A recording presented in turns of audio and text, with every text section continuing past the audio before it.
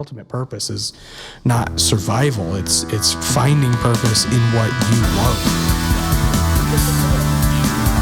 I'm pumped to be branching out and be like, hey, we're going to sit down and have a couple-hour podcast. Is it? No. Jesus, we just like talked for 5 minutes. Yeah, we were talking about that. I've always been inspired by this shit. Yeah. Do that pizza with red light. Okay. Yeah. All right. It was not discussed. Yeah. Let me do a clip. Good Times Noodle Salad. Okay, not a clip. Whatever.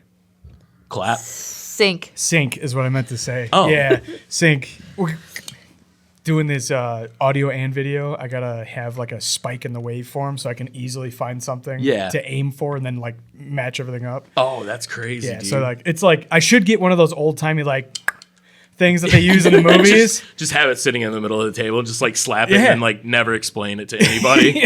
Like, all right. Dude, all right. Speaking of never explaining shit to anybody, me and my brother, our birthdays are 3 days apart. We're 7 years apart, but our birthdays are 3 days apart. And we were like, we should do something like really stupid for the birthday episode. Yeah. And we talked about like dressing like stereotypical like black women church clothes, like old lady church clothes, and then just like wearing like purple dresses and big old gaudy hats. I was gonna then, say you got to get the hats, and then never address it. Like Yeah, don't talk about it at all. dude, those are like the best pranks that you can pull with your friends when you just don't explain to anybody. You're just like, this is how it is now, and then like this is just what I'm years wearing. later, it's like, hey, what the fuck was that? We'll explain it to you. Dude, someday. that's my favorite. Is like we you just reminded me of this like ongoing joke we have at work is that we'll hit people with the no you didn't when they're in the middle of a boring story. Yeah. They'll be like, yeah, so anyway, I went down to that. No, you didn't. And it derails people so hard. Just pause. Like you just kind of like slap their brain into it. You're like, hey, what the? All right, I got to remember where I was at telling this. Yeah. Because I told it on the way over here. So. How's your headphone levels and I everything? can't hear shit. Oh, you can't hear anything? No. I was just riffing it, bro. Oh, well, you All just turned me off. So, I turned you off. Now I can hear you. Shocker, by the way. Yeah, I know. just turned you off. Weird. Surprising. Okay. How's that? No, now I can hear you totally. Everything good? Okay. Yeah. All right, cool. You were just going to go the whole time Listen, and just... I've learned to adapt You're like- into like all situations. I'm built for prison, 100% built for prison. You know, I said just that never too. had a criminal record, so I don't know how. Let me tell you right now, you're not. No, I did 3 days. I cried the whole time. I had to poop the whole time. I was not going to poop in front of anybody. Oh, see, I don't know. Well, okay, I have a problem pooping in public. Also, when they feed you, yeah. Oh, yeah. There's like it's your.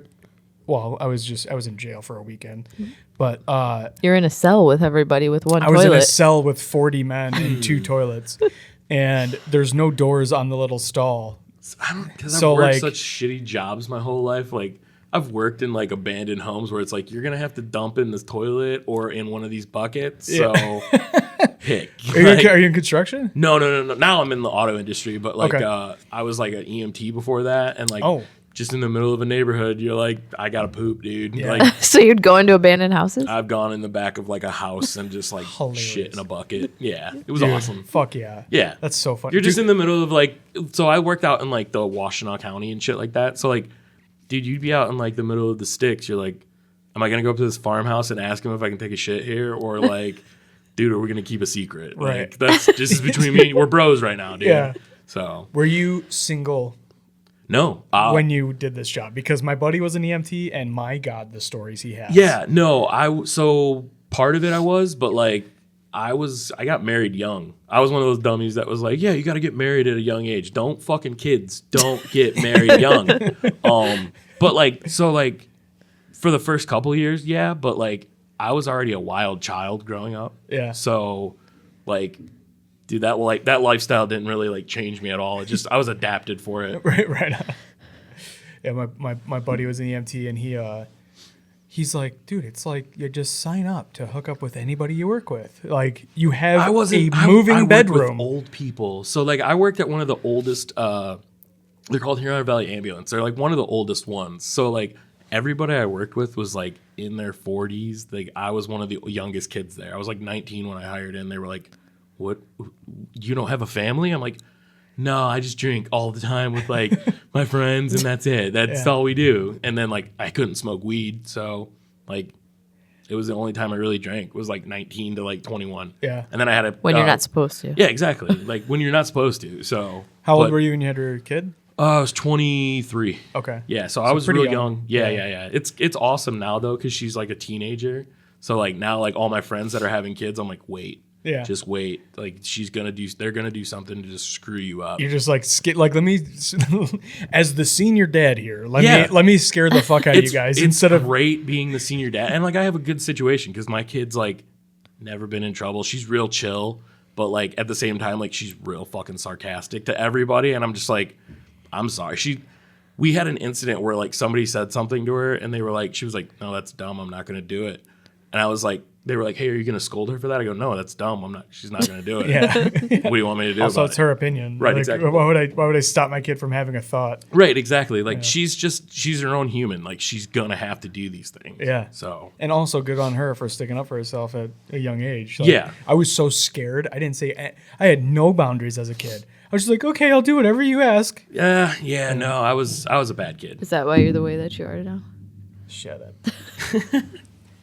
Yes, I have what is that? Oppositional defiance. Yes. Like if I'm like planning on cleaning the house, and Yeah. then she'll text me like, "Hey, would you mind taking care of the dishes?" I'm like, "I'm not doing anything now. I'm gonna watch Kill Tony and fucking put my hand down the front of my pants. I'm not doing fuck So all." I only have that with like my parents. I was actually talking to my chick about it today. Like I literally looked at her and I go, yeah, I remember the day before I tattooed my face, my mom goes, don't tattoo your face. And I was like, I fucking hate you now, woman. Like I gotta Now go. you have to go tattoo your face. Literally, me and the tattoo artist were sitting there. He puts the stencil on. He goes, hey, it kind of goes on your face. Are you okay with that? I go, yup, absolutely. Did you already have that in mind, or were you like, No. I gotta tattoo my face now that this Where bitch this tattoo said ended that I up, this can't? tattoo has now become like a discussion with other tattoo artists where I'm like, listen, dude, this is either just got to be all blacked out or like we've got to do something really cool on the sides because like where it ended up, I absolutely hate it. Well, it I was can't supposed see it. to- What is it? So I have the word endurant on my throat. It's in my beard, Yeah. but like it Endurance? was endurant. Endurant. Yeah. Is it the same root word as endurance? I've never heard endurance. Yeah. It's so. Have you ever heard of the band Bloodywood? No. So they're an Indian like thrash metal band. Yes. Yeah, like, and I fell in love with them, but like at the time I was going through a lot of like shit, like a lot of depression, and I felt like I had like the Brock Lesnar story. I had a knife at my fucking throat, so I was like, might as well tattoo my throat. Fuck it. So tattooed my throat, and I was like, I think it'd be really cool to get the word endurant because I went through a lot during that period. Right on. But where it ended up, I was just like, all right, I hate this. I was like, It looks good. no. It's a cool. I like the look of it, dude. It fits you. It's one good. of my favorite things to tell people. Like they're like, "Did that hurt?" And I go, "Dude, it was a walk in the park." I'm like, Yeah. no, it's Yeah, the no worst thing in shit. the world. Don't ever fucking do it. Like it's so dumb to do it. You're convincing people who. Yeah, Dude, I that's want. so fun. Listen, I want people to go think that this is such an easy tattoo. Oh, this to one do. was fine. Yeah, no, dude, I slept through it. Yeah, no, I took a nap. yeah, no, it's Hilarious. horrible. I have one tattoo and I need to fix it. And it's when your buddy is your best friend in the world is a active heroin addict, and then is also a tattoo apprentice. Yeah, I mean You're that's like- how all tattoo stories start. You're like, yeah, dude, for sure you can tattoo the Lebanese cedar tree on my arm as like an ode to my family. And then now my kids call it my Christmas tree tattoo, or they call no. it like the Rainbow fish fish. tattoo. Looks It like looks- the rainbow fish. It looks like a rainbow fish going up. Like it, and like sometimes I'll like pull on it because it's like real short. And like if it, it's a cedar tree, so it's real Yeah. short and wide. And I'll like pull on it. I'm like, look, it's a Christmas tree, and I like, pull my loose fat skin. You're like, look at it, it's awesome now, Dude, guys. it looks so dumb. Dude, don't apologize for any dumb tattoos. I'm the king of dumb tattoos. Like, Okay, What's the dumbest one? I have the state of Ohio tattooed on my armpit Why? because it's America's armpit. Oh, 100%. hilarious, Dude, I drove to Ohio to get it done. Like, so You did it in Ohio? yeah, I sought out a tattoo shop at like 8 at night. Me and my friends were sitting in a pizza shop, and my buddy goes, "What do you want to do tonight?" It's the Saturday before Easter. Like we had mass the next morning. I was like, "Let's go get Ohio tattooed in our armpits." And he's like, "I'll pay for it." I was like, "All right, fuck it." I was just joking. Yeah. But if we're gonna do this, let's do it. So like, we drove to Maumee, Ohio. I found the jankiest tattoo shop. It was like an old veterinarian clinic. They still had the purple walls with like green paw prints on the walls. And the guy pulled us in the back, and it's his son playing World of Warcraft on a computer. And he goes, yeah, we just hang out here all night. You want to see a cool picture of a pussy that's like tattooed like Willie Nelson? And I was like, no. I was like, I don't want to see that. He just literally had a picture of it on his wall. And I was just like, no, all right, cool, man. He's like, so what are you getting? I was like, I'm getting the state of Ohio tattooed to my armpit. He goes, all right. He goes, why are you getting? I go, it's America's armpit. He goes, son, I'm not mad. I'm a very proud Ohioan. He goes, this is gonna fucking hurt, dude. It didn't hurt as bad as my neck. Yeah. Yeah. Oh, yeah. Yeah, it's still probably the dumbest tattoo though that I have, because people are like always have to ask, why do you have that? And I'm like, it's America's armpit. Now I do comedy in Ohio constantly. And I'm like, fuck. Can't wear a tank top. Just walk around like this. Dude, I've thought about talking about it, and then I'm just like, what if somebody in this crowd really, really likes Ohio State? Yeah. Like, I'm screwed. They're like, this is my life. Yeah, I got to Like, get back to Michigan. Listen, I can't have this battle. So Sorry, do guys. you? That's my brother. My Oh my god. I'll try not to do that in the mic. I appreciate that. highly unprofessional, so dude, I appreciate. He called his brother out for doing that, like for going away from it. because it was so funny. Like I He thought it was he go- hilarious. we were Yeah. we were talking about something serious, and he just went. But it didn't get caught on the mic. But like I heard it in the room, and I was like, "Did you just burp and then blow it into the wall?" He goes, "Yeah." Like he had this like childlike confusion. Like, didn't I do the right thing?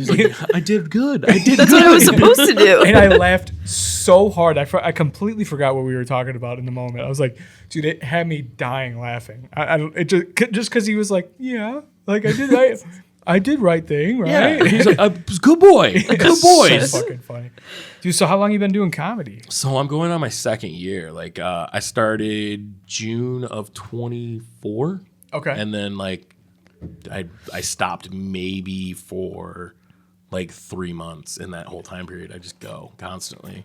So now I'm at a stage where like I'm mellowed out. I run my own open mic. So like Oh, nice. yeah, I have an opportunity every week to just go and fuck with people. Yeah. So it's probably my favorite thing in the Where do you do it at? world. Grizzlies and Wyandotte. Grizzlies bar? Is that a Yeah, bar? it's the so like it's had 3 different open mics, like all 3 up. Well, mine's the third one, but the first 2, like I heard horror stories about. Like they never really knew how to run a mic. I didn't know how to run an open mic either. Yeah. Like they literally just looked at me, and my buddy, I talk about him a lot, but he's a pro wrestler. He just goes, "Hey man, I know you just started comedy. Do you want to run an open mic?" And I was like, "No." Like I don't know what the fuck I'm doing, dude. Like I'm trying to learn how to even tell jokes. Yeah. He goes, "Cool, we start Sunday." Fuck. Okay. All right. So and then like 3 months into this, like he got really big into wrestling. So like he was like, "This is your shit now. Like you run it." And I was like, "Okay, here Yeah. we go." And then since then we've been every Sunday. I think we've missed like 5, like in a almost year and a half. Yeah. So Is yeah. it only comics or is it music? Just too? mine. So the really cool thing about Grizzlies is like they do like a lot of like cool thing about Wyandotte is like there's a lot of like art base. Like another comedian actually is a partner in one of the bigger like art galleries down there. Okay. Jeremy Hansen.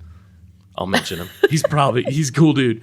But he has an art gallery down there, and then like Wyandotte kind of has like we have an art festival. We have a lot of things that focus around arts, but we also have like the most bars per capita.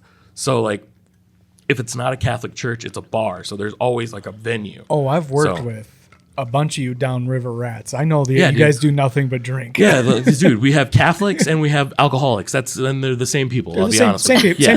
same crew. Same. Yeah. yeah. Sometimes it's the wife and the husband's the drunk or It was whatever. but funny it's though mostly because the like same. like I watched a shift downriver like when I was a kid. Like it was just all these like drunks and stuff like that. And then like in downriver, like in 08, you watched a shift. It went from being drunks to like junkies. Ooh. Yeah, it was crazy. It went junkies, and then like all of a sudden now it's like It's Catholics. no, they were all like so like I come from a neighborhood where like it's me and 3 kids that are alive. Everybody else is dead or in prison. Yeah. So like we talk about it a lot where we're like, yeah, you remember like when you watched this shift, but they also made MTV made a TV show about us during that time period. Like our high school, they made a TV show about it. Jesus. Yeah, because we were the losingest football team in Michigan. That's hilarious. Yeah, so like That's what the show is about? yeah, the same time that like the shift from like poor neighborhood to poorer neighborhood was happening, MTV was like, your guys' football team sucks. Let's make a show about it. Let's make it That's even worse for you yeah, guys. like we're gonna kick you while you're down, dude. It was great. Dude, that's fucking hilarious. Yeah, it was Man. it was wild. But now like how old are you? Sorry. I No, don't you're know. good. How old are you? 38. 38. Yeah. Do you know 38. Adam? Do you know Adam Ridner? It's a small area down there. No, I don't. Adam, what's he do? Ridner? He's a pipe fitter. I work with him. I don't know. Okay. Is he in Wyandotte? Yeah. So I grew up in Lincoln Park. Like I grew up. Okay. Yeah, I grew up in like one of the. So like Wyandotte was like when I was a kid, it was like the uppity neighborhood, and then like Lincoln Park, you were always just like those kids are like white trash. Yeah. So yeah. But Sorry, I didn't mean to derail you. I was just like, it's a I small. was You derailed. guys are the Anyways, same age. I'm a little high. Like I said, it was a car ride out here, and I was just like, all right, this is how I'm gonna get through this car ride. Yeah. So, like I said, it was a crazy day. Like at the time that like I was like, I got plenty of time to do everything. No, Yeah. not no Dude, your time at all. messages were cracking me up. You're like, I gotta put on something cute. I gotta get a Yeah. lint, I gotta get a lint roller. Dude, I gotta live get my hair did. Wait, Yeah. are we doing fucking video? Yeah, no, I was dying laughing. You reading have your no idea. I messages. live with somebody that like is always concerned about her look. So like I'm like I'm just this little goblin that just follows her. So like I'm like, I know this is for me. I have to look like pretty. Yeah. So We were just talking about. We were talking about this yesterday. I was like, I wonder if we should put more effort into like peacocking, like to like look better on camera. I was like, as much as I hate the idea of like, it's disgusting. I don't want to put on a costume. Like, don't get No. me wrong, but like, I could have like Thrasher hoodies that I only wear on camera instead of like wearing them to work and Yeah. welding in them. Yeah, You know? Yeah, that's literally like how I'm at that phase now where like in comedy where I'm like, you know, I have to have just stage clothes. Yeah. And I have to have clothes that are like those are your around the house clothes. I've never had that. Now I'm at the point where I'm like, shit, I have to have outfits. I hate this. Yeah. Yeah. Yeah. Dude, I'm the exact same way. I have two dressers and I keep getting lazy when I put my clothes away. I'm just Yeah. like, blah, blah, blah, blah, blah, and I put everything in one dresser and then I'm like, oh, okay, let me, like, how many have I done this? Like 3 times where you sit on the bed and just watch me like manically resort my clothes again because I'm like, I got to separate. Like, I'm not going to wear this Taco Tuesday shirt out ever. So let me put that in the work pile. Yeah. And then like, oh, here's these random like cracking 10-year-old like band T-shirts. Like I have like a Dolly Parton T-shirt I will never wear out. You know. Oh, see, I'm so trash that I'm such a like the worst part about me is that I'm such just like I'm just okay with everything that I'm just like that's fine. That Yeah. she's like it's got holes in it, dude. I'm like it's fine. 90% of his clothes have holes in Yeah, them. Yeah, I'm, you're a, a welder. I'm a welder, so like Yeah, everything he owns everything. has holes in it. Yeah. Yeah. Yep. Yeah, and it'll be like, I like whenever I buy clothes or get gifted clothes, I'm like, all right, don't wear this to work. Don't wear this to You work. wear it to work. And then I'll wear like a nice hoodie to work one time, and it's like, hey Matt, you're gonna make some welds today, and I'm like, fuck. Yeah. Like, no, oh. that was me this week. I wore something that I was just like, this is a good shirt. You don't want to wear this to work. I Yeah. wore it to fucking work. Of course. And then you'll like get some. Yeah, I work grease on I you work and in the you're- metal department, so like everything is sharp where I'm at. It's like knives, so it's like I'm gonna cut everything. So shirt's got holes in it. I'm like, this is Yeah. great. This is a nice Oh, shirt man. now. Yeah, if I threw everything away that had holes in it, I wouldn't have any Yeah. clothes at all. Oh yeah, yeah. My stuff just gets stained at work. I don't get holes. What do you do for work? I'm a behavior analyst. Oh, that's terrifying. Somewhat, a little bit. Like I'm always worried when people are like mental health advocates because I'm just like, oh shit, dude, they're gonna find me out that I'm fucking crazy. I'm like, oh no. Yeah. Yeah, good. She'll I'll spend her, I'll let you know. No, it's fine. Don't let me know, please. She'll make comments to me. She'll be like, "Oh yeah, you're I made a comment about like, you think I'm autistic? Like because of like certain quirks?" And she's Yeah. like, "You're definitely emotionally impaired." Yeah. I'm like, I don't need to know that. Like Yeah, I know thanks. I know that, but I don't need to know that. You Yeah, know, you don't have no. to put it on paper. No, I don't need to go back. I didn't to put it on therapy. paper. Technically, she did when she married. Yeah. Dude, We're not married yet. not Oh, yet. you're not? No, Okay. September. Congratulations! I Thanks. thought you guys were already married. Oh yeah, we're getting married in September, Oh, man. man. Yeah. Cool. It's That's exciting awesome. times. Yeah. Fuck yeah. I'm doing the whole like holding out as long as I can with the second one where I'm like, we've been together, like it's common law now at this point, right? Like we've lived together long enough, right? But like now she's like, listen, like, you know, we should probably start this process. I'm like, yeah. And then I'll say something. I'll be like, oh, we should probably go get our marriage license. She's like, yeah, definitely. I'm like, oh, fuck. I mentioned it. How long have you guys been together? 2021, so 6 years or 5 years. Yeah. Yeah. So Right on. Yeah. Yeah, you're getting to. I mean, you're getting to the spot where it's like, Dude, make an honest lady out of me. Dude, it was one of those weird. Not really, because like we were both like we had already been married before. Both of us are married young. Okay. Went through divorces, and we're just like, this is cool, right? Yeah. This is pretty cool. Yeah. Yeah. So Is I it- don't want to tell her story too much, but like we literally were like I slid in her DMs. And like the story that we tell people was literally I slid in her DMs, was like, hey, do you want coffee? And she's like, you want a blowjob for your birthday? And I was like, yes, absolutely. That's Hilarious. all right. Let's just get right to the point. I love you. Basically, Then I moved in that night. no, she moved in with me. I was like, absolutely, you can move in with me. This is pretty cool. So, what? You're tattooed and like emotionally scarred too? This is great. Oh man. Yeah. You want to watch Train Spotting? No, with her, it's Rocky Horror Picture Show. Oh, of course. Yeah. Yeah. So we did start a podcast about it, and then it just kind of fell on its face. About Rocky Horror Picture No. Show? So the big thing with her is when we started dating, she goes, hey, I hope you're okay with this, but I watch King of the Hill every night to sleep. And I was like, all right, cool. Like it's background noise, thinking it was like maybe like once a week or something like, but you like fall asleep to it. For the last 5 years that we've been together, every night we've watched King of the Hill on repeat the whole time. It's like having a fan on. 100%. Dude, so if King of the Hill. I get the guitar and I play boom, brum, brum, brum, Yeah. are you gonna hit the ground? Dude, sleep? like Pavlov's. Probably. I'm gonna be honest. It's like, oh, dude, yeah, comfort, yeah. Dude, it's weird. Like, so, like I said, I was like, hey, we should start a podcast about this because I was like, nobody fucking does this. I was like, this is just your crazy brain. Yeah. And she's like, yeah, sure. And then like we started doing analyzing every episode, and I was like, this makes it not fun. I was like, I can't do this about this show. I was like, this is my comfort show now. Yeah. So, but yeah, for 5 years, every night that we sleep together. Every night. Yeah. Dude. How does she feel about the new season? She loves it. I think the new season was done so well. I thought it was awesome. I was worried. We all were. I gotta tell you the truth. Yeah. I did not like King of the Hill when I was a kid. He did not. Really? I fucking hated it. I thought it was so dry and so boring. I was like, this is just regular life. Why am I watching That's this? what made it so amazing. That's yeah. Yeah. Yeah, I didn't get that until I, We're an hit my adult. 30s. Yeah, you won't. That's. Same reason I like hated Seinfeld. I was like, this is so I didn't get fucking Seinfeld boring. until I was an adult. How does four women dressed up like the men of King of the Do you Hill? know you guys should start an OnlyFans of that? I'm just saying. Like, it's pretty. That's fucking awesome. Yeah, though. sometimes she puts the bald cap on and I'll hit it. Yeah, and, sometimes you just gotta Me rub as it. Bill. Why are you calling me Bill? Jesus Christ. No, She had booze in her fake gut. that's amazing. You're right. Proud though.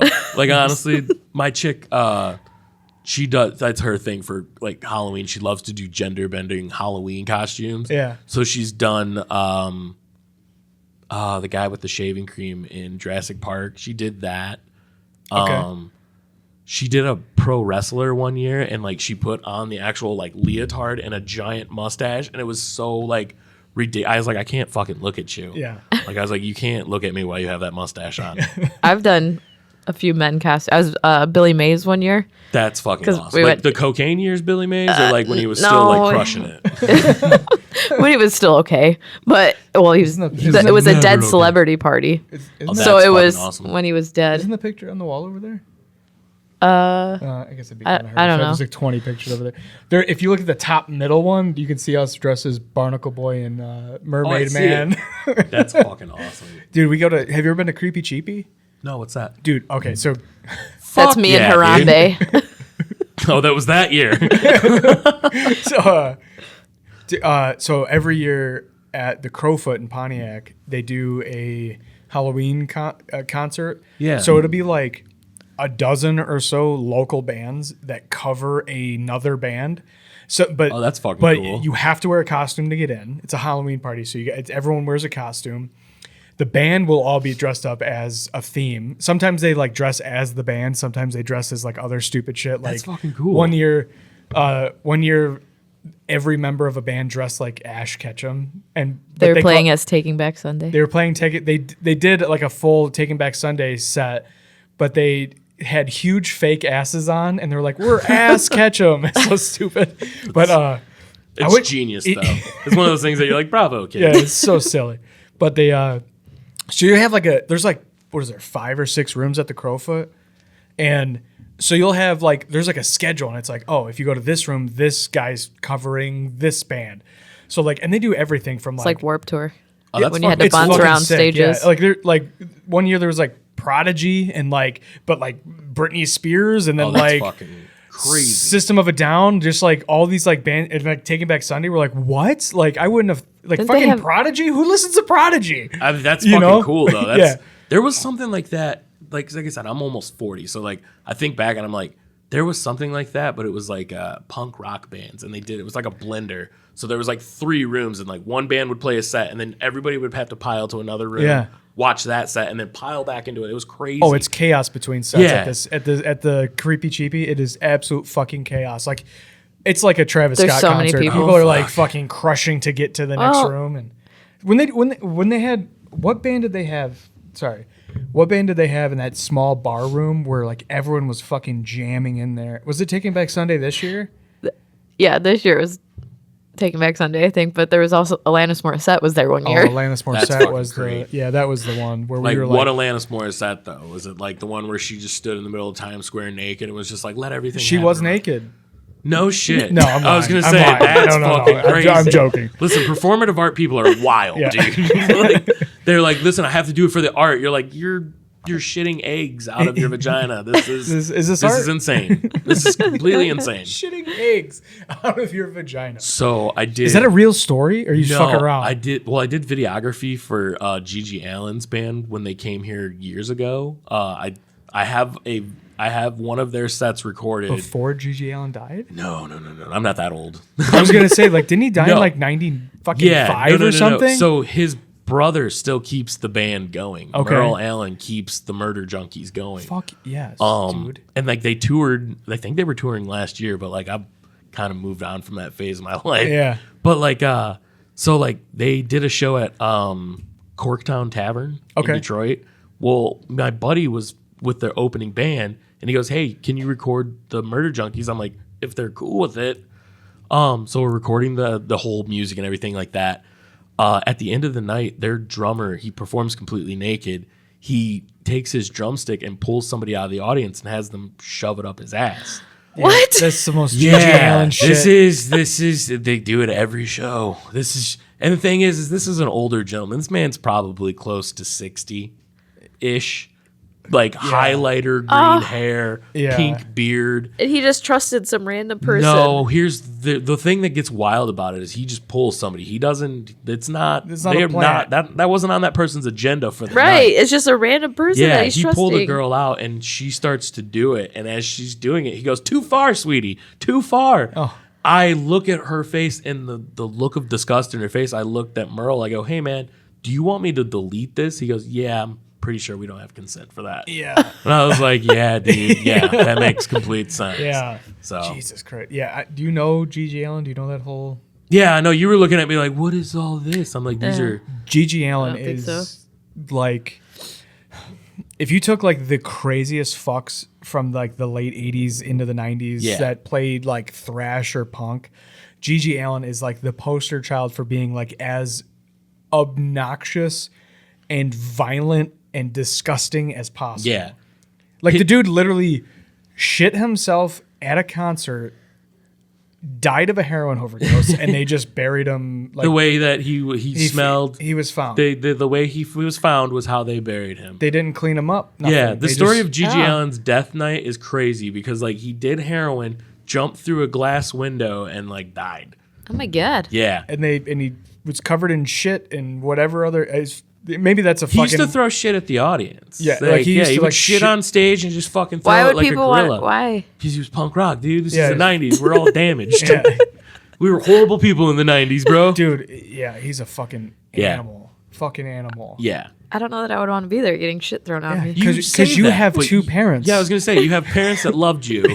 You have two very good people that are your parents. So when we were going to fucking crazy concerts and trying to murder each other with our elbows, Yeah, that was not because we were Were you raised in the- correctly. Were you in the like whole hardcore like hoodie ninja phase. Hoodie Ninja? So that's what I always called the kids that were like moshing, but they were just doing like spin kicks Oh, and yeah. shit. I was like, Yeah. it's the hoodie ninjas again, guys. We got to get out of here. No, honestly, in all honesty, no. I was like an artsy metalhead, so I listened to like fucking Tool and Oh, you were that Soen. guy. You smoked a lot of weed growing up. Yeah, No, dude. I didn't. That's the thing. I didn't because it would give me panic attacks. Really? Yeah. See, I was a weed guy like after I quit being an EMT, and then I've just never stopped. Yeah. Yeah. That's why when I came here, I was like all antsy. I'm like, fuck. Oh, they don't know I'm super high right now. Like, It's fine. I'm learning. We know. I was gonna say I'm learning as I go that like podcasts are actually like it's not like actual radio. You can be unprofessional. Yeah, we're just see this like we keep having these conversations about like should we put more effort into this or that or should we prepare better? And I'm like, dude, like every time the conversation comes up, I'm like, no, Yeah. it's a podcast. I don't want to turn our show into like morning radio. There's a reason why no one listens to morning radio because it's so Oh, dude. phony and fake. So do you guys know who Zach Amico is though? Zach Amico, what is So that he's a on? New York comic. But I guess okay. So like you guys don't know that like I'm all like associated with juggalos, right? Whoop whoop. No, please don't do that. They know, dude. They will just start They start showing up. showing Yeah, you're gonna see Fago pouring under the door, and then like Violent J just forms out It of starts it. coming out of the Yeah. sprinkler heads like Blade, but fucking great. Just all of a sudden, Faygo. fucking Shaggy Two Dope's just sitting next to you. And I'm just like, I'm sorry, guys. It happens when it's their mating call. FTFO, you Yeah. big titted bitch. I was gonna Like, say, it's- dude, I'm just letting you know right now, Fat Sweaty Betty's coming, dude. Fuck. Who's going chicken hunting? We's going chicken hunting. That's all I really know. car full of fat chicks. Yeah. All right, dude. So I don't know how this happened in my life, but I just became really affiliated with juggalos. Well, You live downriver, first of all. Yeah, that's that's fuck. I should have seen the writing on the wall. God damn it, dude. This really is therapy. No, so like Zach Amigo's like he's a comedian out of New York, but he does a podcast that's like morning radio. Because I've been such a morning guy my whole life, like I love morning radio. me too. I love the campiness of it. Like if you guys were gonna do sound bites here, I would have been super stoked. Like No. if we would have been sitting here just hearing like little fucking radio drops, I would have been like, fuck yeah, let's go, dude. Spinal. Yeah. Dude, no, I'm not. Final. Yeah, that's my ADHD. Like those are just my stems. Do you listen to Kill Tony? You have to, right? If you love the So, sound I- bites and you're a yeah. comedian. I do, but like it's a tradition for me and my chick to watch it together. So like that's the only time I watch it. If she doesn't watch it, I won't watch it. She's So- yelling at me for this recently. She's like, all we do is the podcast or watch Kill Tony. I'm like, I don't understand the problem. I mean, listen, he's got habits. Like, just let him have them. Trust me. I do. If we venture off too far, like it gets bad. Like Yeah. it gets real. You buy power tools? I spend money on dumb shit, dude. Yeah. Yeah, we I- bought our house, and like my girl was like, "Do you need a table saw?" I was like, "Eventually, yeah, at some eventually, point." I'm gonna need one." I was Yeah. like, "We lived in an apartment for 2 years. Like, I have no tools."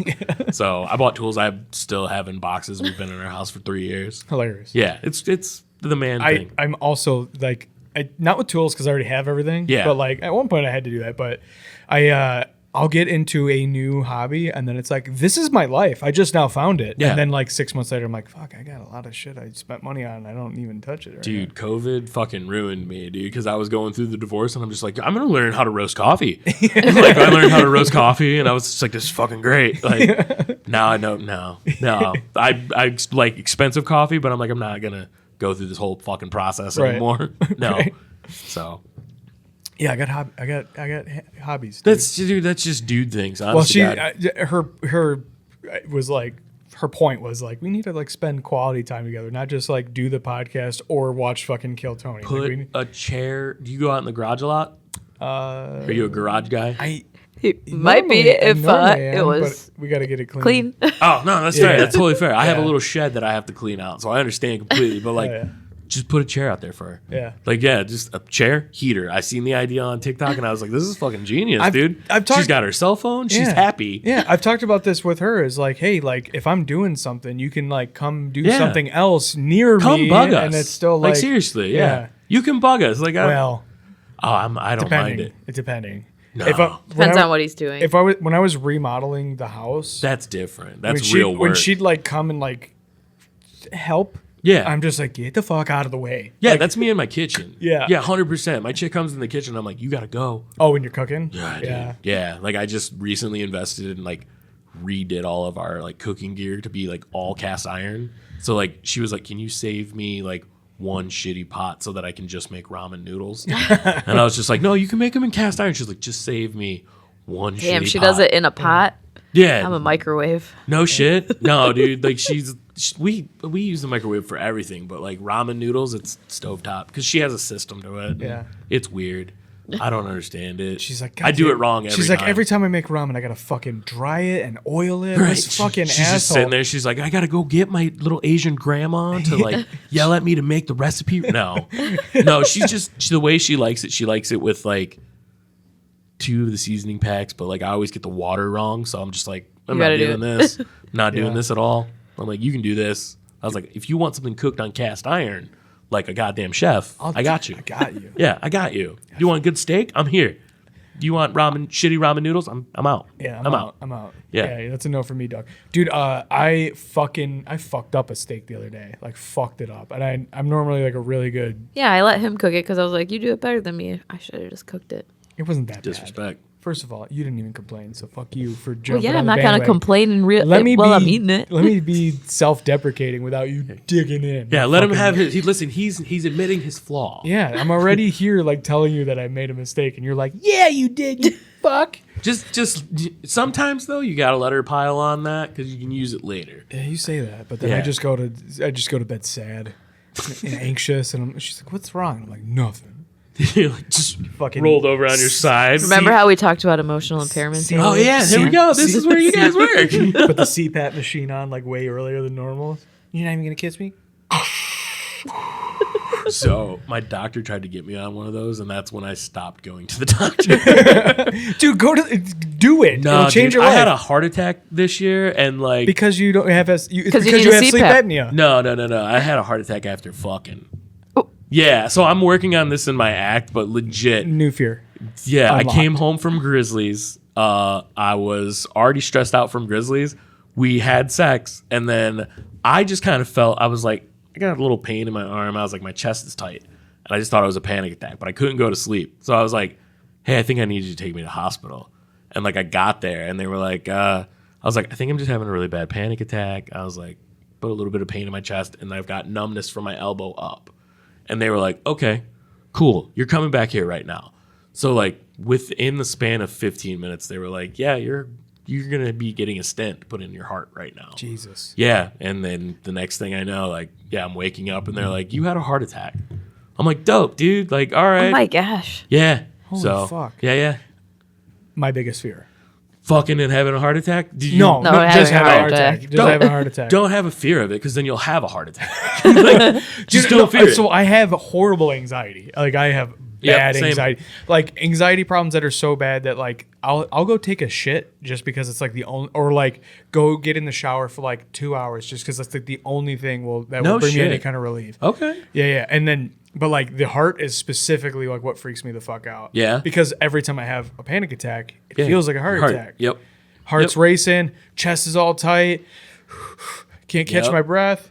Yep. I have a whole bit that I'm writing about this. Good. Because I fucking Write about it because I'm going to tell you that's what like, so I have the not give a fuck and just like, push through it kind of like anxiety where I'm just like, this fucking sucks. Internally, I'm freaking the fuck out. Yeah. Externally, like I'm this right here always. Yeah. It's terrifying. I don't have that. I have Yeah. no poker face. Oh, I have no yeah. poker face at all. She'll be like, I'll feel a little bit of anxiety. Yeah. And then she'll be like, yeah, so anyway. And I'm like, she's like, what is wrong? I'm like, I'm just anxious right now. And she's like, okay, well, can we do, and I'll be like, you gotta stop. You gotta shut the fuck up. No leave me alone. shit. You gotta leave me alone. You gotta leave me alone. And then I'll like go isolate and I'm like, I'm fine. I just need to lay down. I need to Yeah. go to try to poop or Yeah. whatever. Like, you gotta get your man shit in. I yeah, get it. dude. Go fucking shoot one into the sink. Just try to get some pleasure. You know? Yeah, I get it completely. Yeah. 100%. No, I that's where I think like the EMT thing comes back where like I'm like, okay, I was experiencing everybody's worst fucking day of their life while I'm also thinking, do I want macaroni and cheese for dinner? So, yeah, I went through like a full period like so the reason I started working for auto industry was because like I became emotionally detached like from everything. Like my kid was born and I was like, this is probably weird, right? Like you should have some sensation. Yeah. Nothing. You're traumatized from the job. Yeah. No, I don't even know if it was that. Like I just was like, I just was numb. Yeah. Like, because again, I'm seeing everybody's worst day of their life. And for me, it's just Tuesday. Yeah. So like, I'm so used to seeing trauma that I'm just like, all right, this is what we're doing. I wonder if there's, normally when you hear this, it's like the opposite, where it's like these guys are going home and just fucking panicking and angry and like hitting. I was angry. Don't get me wrong, but like angry. I always tell people like psychedelics is what kept me what edged me back from whatever. So because I still have depression, still have the anxiety, everything like that. But like the anger and shit like that was gone after I started doing psychedelics. So like dimethyltryptamine, I will praise its shit my whole life. Yeah. I don't recommend anybody fucking do it unless you're ready to see your fucking dead dad. Yeah. Yeah. If you have a dead parent, you're gonna fucking see him and they're gonna tell you you're proud of you. It's gonna fuck you up. Oof, yeah. man. But you're gonna eventually get through it. Yeah. So yeah. I had That's my story. So we'll dude, so I did. Me and my brother we were gonna do mushrooms. That was our big plan for the night. And so we went and got mushroom stories.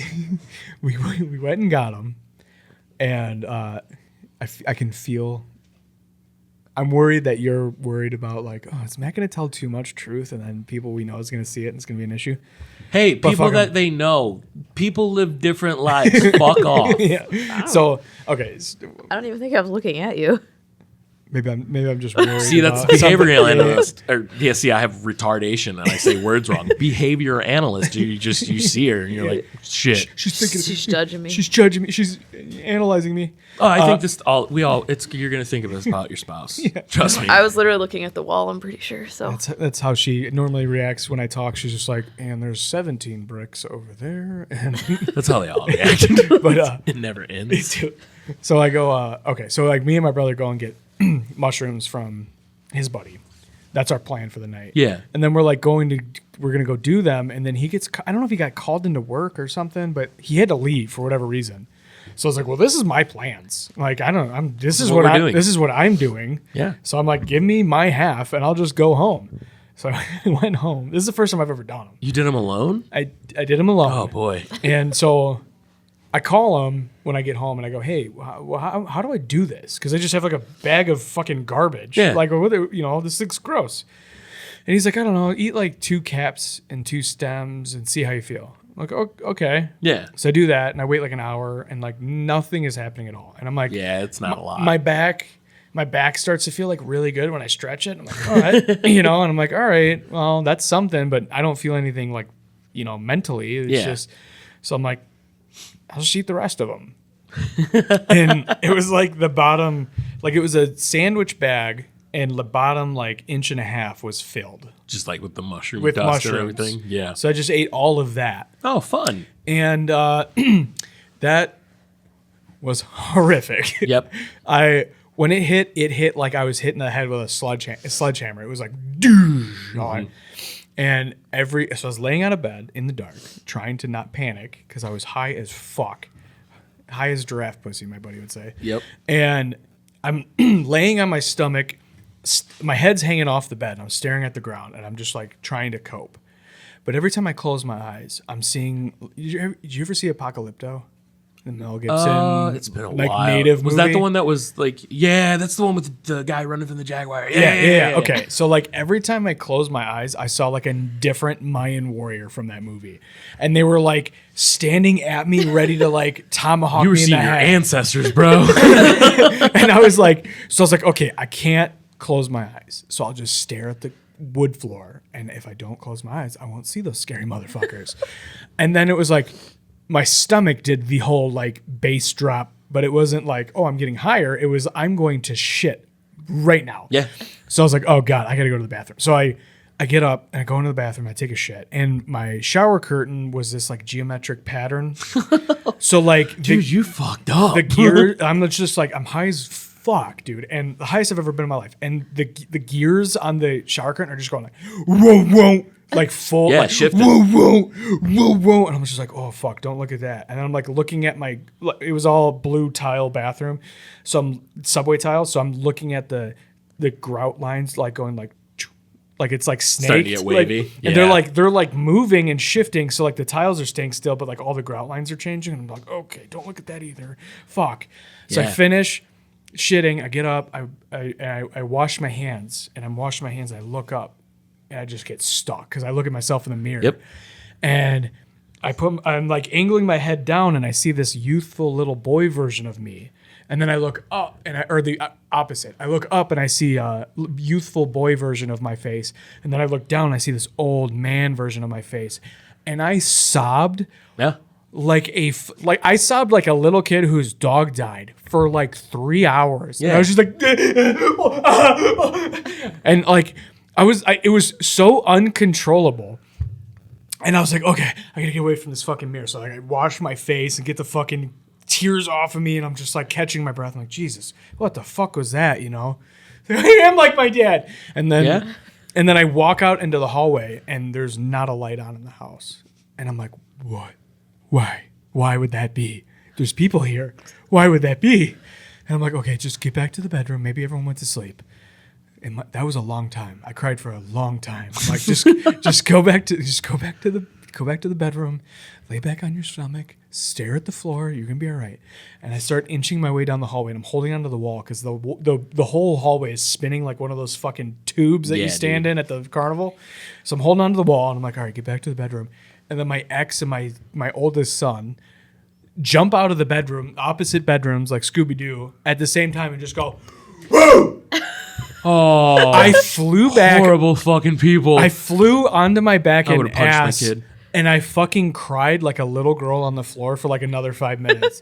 And like my ex was laughing hysterically. My son was like, "Are you?" He doesn't know. He was like 8 years old or something. He just thought he had fun with dad, and now he just realized he's fucked that up. Right. And I'm like crying on the ground, and my ex is like laughing hysterically, and she just like leaves because she's a fucking scumbag. And then my son's like, "Dad, are you okay?" And I'm like, "I can't look at a little version of me right now. You gotta go watch TV." I was like, "Go watch TV, buddy."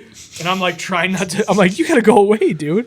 It was the fucking, and I shit like 40 more times by the time I was done being high. Oh yeah, because you've given yourself food poisoning. Yeah. Essentially, with mushrooms, you've given yourself food poisoning. So like that's the worst part about it. But like, I don't do my first mushroom. I was still a teenager, so like we got them, and my buddy was like, "What do we take them on?" I was like, "Just go get a burrito from fucking Taco Bell." The nastiest fucking shit ever, dude. It's just horrible the whole time. But like we were sitting at my buddy's mom's house, and like, are you guys ever like familiar with Downriver? Like, you know how it's like industrial and shit like that. Oh yeah, I'm a pipe fitter, dude. I work in your neighborhood. You know U.S. Steel then, right there. Yeah, I worked at main plant for a long time. My buddy's mom lived right there, and like right in. Oh, your buddy's mom's a hooker. Yeah, basically. Yeah, she was the good one though. She was like a hooker in the '80s. She was established. Like her pussy was already calloused over by the time we were kids. Sorry, I'm sorry. So like the first time we did it, my buddy and me were sitting in the house. He goes, "I don't feel shit." I was like, "No, not really." Yeah. And like we could see his cousin was feeling him. He was laughing and giggling. My buddy Brian just goes in the kitchen. He opened up the refrigerator, like, and I seen him slamming it. He goes, "Hey man, the mustard bottle is this fucking big and it's bubbling." And he's like, "I got to get the fuck out of here." Just took off, and I'm like, "All right." So like I follow after him because I'm like, well, he needs somebody with him. As I hit the stairs, the mushrooms hit me. Oh shit! And there was these little purple flowers in the field across from her house, like right up against McLeod Steel. They started exploding in my brain, and I was just like, "This is incredible! I never want this to end." Yeah. My buddy's full panic running down the street. It's the worst goddamn experience of my fucking life. Yeah. I hate this so much. Just running through River Rouge, like River Rouge is the most like janky ghetto community. Yeah. Like all of the black people in the neighborhood were just staring at us like, "What's up with these white motherfuckers?" What are these, What's dude? happening? Why are these kids We've seen here? a crackhead, but this is different than a crackhead. Dude, so you know the gas station that's right across the street from Main Plant? It's Yeah. like a Marathon or a Mobile. They sell like birria burritos. Yeah, dude. They're delicious, amazing, but also I'm convinced if you go to a gas station that has the green light on top of it, it's the best food you'll get. For real. Yeah. So downriver, you get amazing burritos, and Yep. then if you get like further north at a gas station, you'll get like the most amazing Lebanese food. Yep. But so I take my work van to that gas station because we're working at main plant to fill it up. Yeah. And this girl walks up to me, and she's wearing a short sleeve shirt, and she's got like cut scars all the way up her arm on both arms. So a downriver And she, 7. yeah. So she walks up to me. She goes, "You got $1?" I go, "No." And she's like, "I'll suck your dick." I go, "You won't." And she's like, Still don't have $1. She's like, "Could you put gas in my car?" I'm like, "Absolutely not." And she's like, "Come on, man." I'm like, how did you think this was gonna go? Did you think I was gonna say yes to $1 or yes to a blowjob? She thought you were like one of the wholesome Christians that was like in the neighborhood. Like, honest to God, you give off the vibe of like, you know what, this guy goes to church. He's a good man on Sundays. I was wearing greens, dude. Yeah, then you had like on the green jumpsuit. Yeah, I had like coveralls on and like a welding cap, and I'm like all black head to toe from all the shit I was climbing in to weld. Oh, dude, And then no. she's like- Then she just thought you had a really good She's job. like, "I'll suck your dick." I'm like, "You won't though. You sure won't." Yeah, she's gotten a couple of the dudes coming out of U.S. Steel that were just yeah. like, $20 is $20. Yeah, dude, I bet she has gotten a few dicks in her mouth from U.S. Steel. Oh, dude. Back in the 90s, that place was hopping. Dude, It didn't need yeah. to be the 90s. It could be now. It's shut down now. No. Yeah, Well, no, it's not shut down, but it's, they still do the galvanizer there. Yeah. There's still guys working there, but it's not like it was. Not Dude, like it was. Downriver in the 90s and like up till the financial crash in 08, like it's hard to explain, but it's white trash with money. So like you had dudes that like I grew up with money in a sense that like my dad had a really good job, but like we were also financially unstable because my dad was like, "Well, we need dirt bikes," and we're like, "We don't." Okay, we need property up north. We don't need property up north. We need property up north. All right, Dad.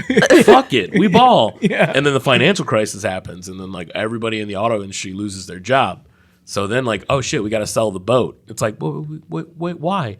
My dad didn't want to go through that, so he sold drugs. Hell yeah. So he was like, "Nah, dude, we're not gonna be poor." I was gonna say We're not getting rid of our stuff. we have a koi pond in my parents' yard because my dad stopped selling drugs and he needed a new hobby. So he was like, "I'm gonna breed koi fish." it's fucking hilarious. It's ridiculous. Is what it is, dude. Is he still doing that? He's Yeah, like dude. selling koi fish. Yeah, anybody gets a koi fish from Critters in Allen Park, more than likely came from my dad.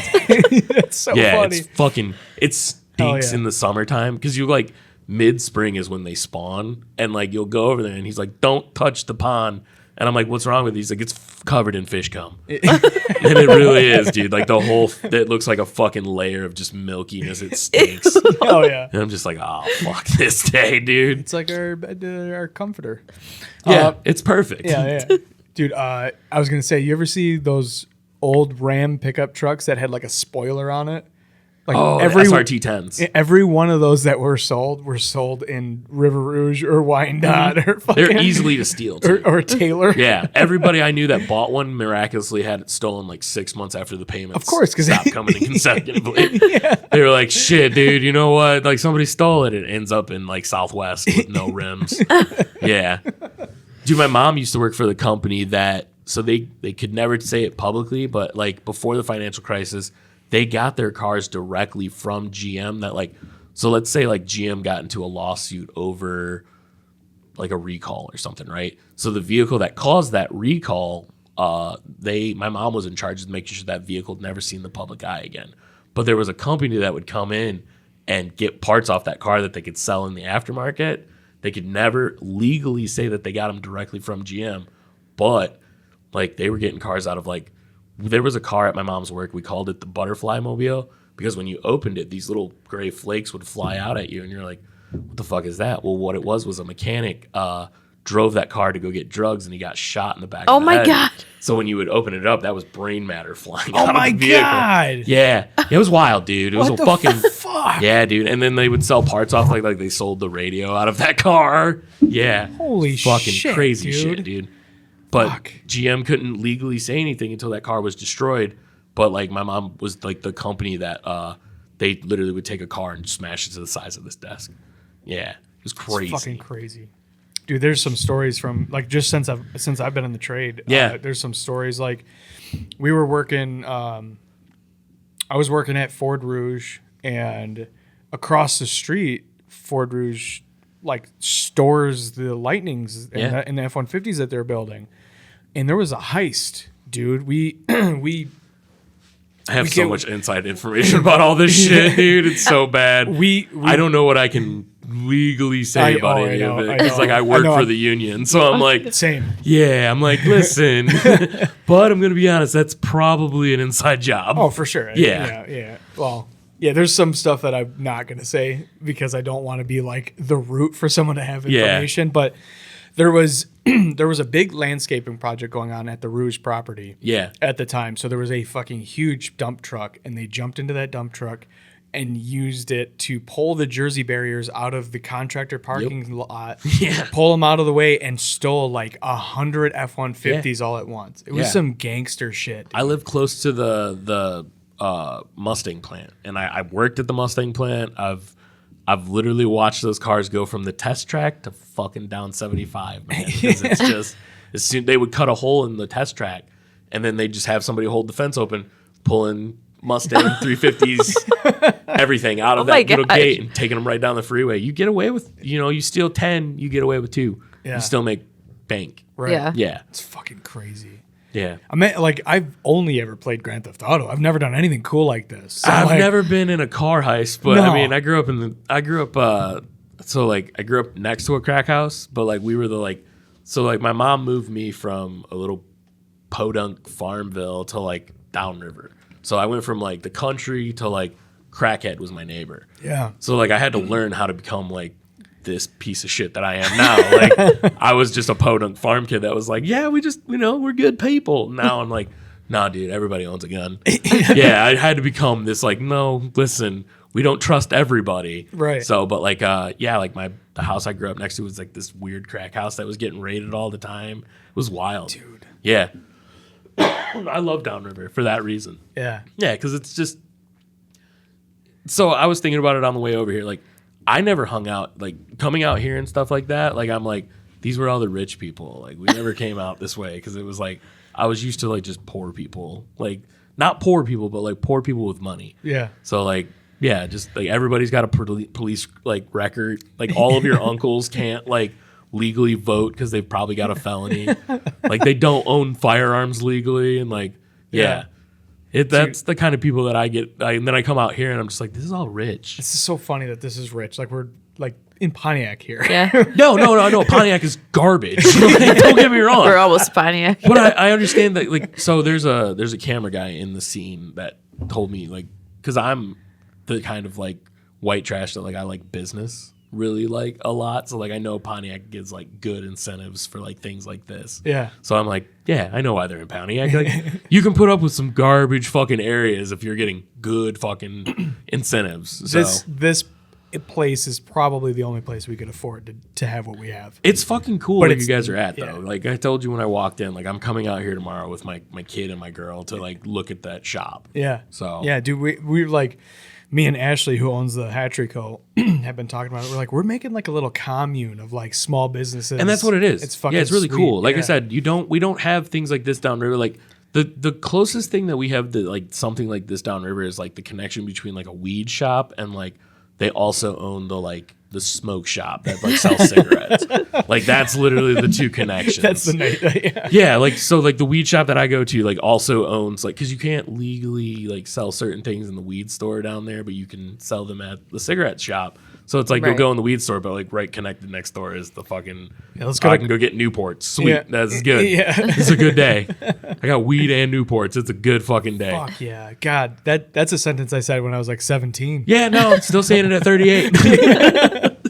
Oh, dude, you want Newports? No, my throat hurts a little Yeah, bit. Let's dude. get Marlboro Black Menthol 100s instead. Oh God. Oh. My throat hurts. I can't handle Newports today. I told my girl today, I was like, I quit smoking, and I was like, I think I'm gonna go back to smoking, and she's like, Why? oh, because like I need nicotine in my You had life. a heart attack, remember? Don't fucking remind me. Don't scare me. You can't threaten me with a good time. No, but I It told was her, I was fine like, I'm when not- it happened. Yeah, I was fucking. That's the problem. Now we're leveled out. She's all freaked out. We can't fuck anymore. No. Oh my god. Oh, It was for like the first couple weeks after she was nervous and like I was horny. And I'm just a boy, and she's just like, "No, we can't." I'm like, "Yes, we can." Yeah. She's like, "We got to see the cardiologist first." I'm like, "No, we're good." you're like, I got more blood going through my heart than I ever had. Yeah, now I'm fucking. I've got Now a I'm- stent in now this I'm gonna heart. f- It's pumping I'm finally. gonna fuck Just you wait. back to back until I Right. pass away. I'm not. You, You don't understand. You didn't know me at 20. This is 20 again. yeah. At 38. I just thought I was aging. It turns out I was dying. Yeah, it turns out too many cheeseburgers. So, Oh man, dude, that's my fucking biggest fear. That's my. I literally spent 3 days on a cardiology floor with no heart issues. really? Yeah, I called an ambulance. Holy shit. I was driving. So I was driving home. I was having this issue where my heart would race at work, and I'd be like, "What the fuck? I'm just walking at a brisk pace, and my heart rate's like 160." I'm like, "That doesn't make any sense. Like, what the That's fuck? crazy. It's not proportionate to what I'm doing." And so I was anxious as fuck for like weeks, just like, what is going on with me, you know? And I was driving home, and my kids are talking, they're posturing for attention, and I'm kind of getting stressed out, but like not terribly, you Yeah. know. And I'm like, all right, guys, let's just be quiet for the rest of the ride. And then I'm like, oh fuck, I'm like out of breath, and my heart Really? rate was like 215, 216, 217. So I was like, on my radio, call 911. So like on my radio on my car, and so I call 911. I'm like, I'm on this road. I'm having a heart attack. They're like, okay, paramedics on the way. You know, just try to slow your breathing down. I'm like, it's 220 and it's steady. You know, and I was like, what the fuck? So the ambulance shows up, and a cop knocks on the window first. Cop gets there first, and he goes, he's like, ambulance is gonna be here in a second. Where are the kids at? So like I roll down the window, and this fucking bro cop is like entertaining my kids, you know, and my Hey, guys. and my kids are like crying because I said I'm having a heart attack, and they're like, you know, they're like 5 and 7 or whatever at the time. So I'm like old enough to know, like, you know, my oldest wasn't in there, and ambulance shows up. EMT comes to the door, and they're like, all right, well, like walk me to the car. And I'm like, you know, and I lay in the gurney, and they're like, they hook me up, put all the pads on my shins, on my chest. And she's like, you know, he does the EKG or whatever. And she's like, okay, I can see two things. You are not having a heart attack. And I can also see that you've never had a heart attack by reading this. And she's like, Oh yeah, they can show you 40 right on the 12 lead. Yeah, Yeah. they can read it and just be like, "No, you're fine." yeah. And and so when she's reading this, I'm like, my heart rate's like she's like, your heart rate's 170. So it's gone down 50 beats per minute. It's still like racing. Yeah. And I'm like, okay. That's still high. But like, and then like a wave of just like shame comes over me because I'm like, I just scared the fuck out of my kids. I tried calling Paige, and she always answers, but this time she didn't because she was cooking dinner. Yeah, I was making dinner, and my phone was in the living room, and I didn't have my watch on because it was charging, so I didn't know. Oh, dude. So And she's like- I go to like, I'm like, oh, it's getting late. Where like he should be home by now. What's going on? So I go check my phone. I have like 3 missed calls from him, a voicemail from Oakland County Police. I'm like, what is going on? Holy shit. And so I like get That's fucking. I see a text from him. I'm having a heart attack. So I'm like, okay, and like I called him back, and like figured out where he was. Right. And I got the oldest, and we got in the car, and I was like, I don't know what's going on, but your dad says he thinks he's having a heart attack, and he just starts sobbing in the back seat, and I'm like, Dude, the best part about that whole part is just so from the perspective of like the stepmom, where it's just like, I don't fucking know what's going on, kid. Like, we're in jump this in. together right now, though, Yeah. bro. Yeah, dude, it was in. So then we get our friend comes out to watch the kids. We go to the hospital. Yeah. And so they're checking over me, and I'm like, they're like, what's going on? What are your symptoms? And I'm like, dude, this is what's happening. Like, I'm like the amount, like the heart rate isn't proportionate to what I'm doing. Yeah. And I just had my heart rate at 220 just driving, and I wasn't even particularly anxious. I'm like, what the fuck, you know? And they're like, well, we this and that. And anyway, they end up admitting me, and I go to the cardiology floor, and I'm staying there for 3 days. They have me do these stress tests, and they put a Holter monitor on me to like watch Yeah. my heart rate for the 3 days. And they're like, when they did the stress test, and they did like a ultrasound of my heart, and they did every fucking test. So let me ask you this: do you so if you drink something like extremely, extremely cold, like do you get a racing heart rate when you drink something cold? I don't think so. Okay, so my mom has a AFib, I think is what it is. Yeah. So she has a similar thing. My mom will be nothing will be happening, and then all of a sudden her heart rate's up at like 210, 215, doing absolutely nothing. But one of the things that triggers it is drinking something really, really cold. Interesting. Yeah. So like when you're telling me all this, I'm thinking, yeah, it sounds the same thing my mom has. Yeah. So, My mom had AFib too. She never told me that. She Yeah. never told me that she had the cold thing. I don't know if I'm saying the right thing. I don't Have you- pay have attention you- when she talks. I feel that. Yeah. Well, she's gone through this my whole life, and my mom's also a psychopath. So like everything's very traumatic with her. So like I was working at McDonald's when I was a teenager. And this is how she found out she had this was she came up to my work and I was like doing manager training, and she pulled me aside and goes, "Hey, I think I need you to take me to the hospital. I'm having a heart attack." So I clock out, take her to the hospital. Yeah, her heart rate's at like 220, something like that. It's crazy.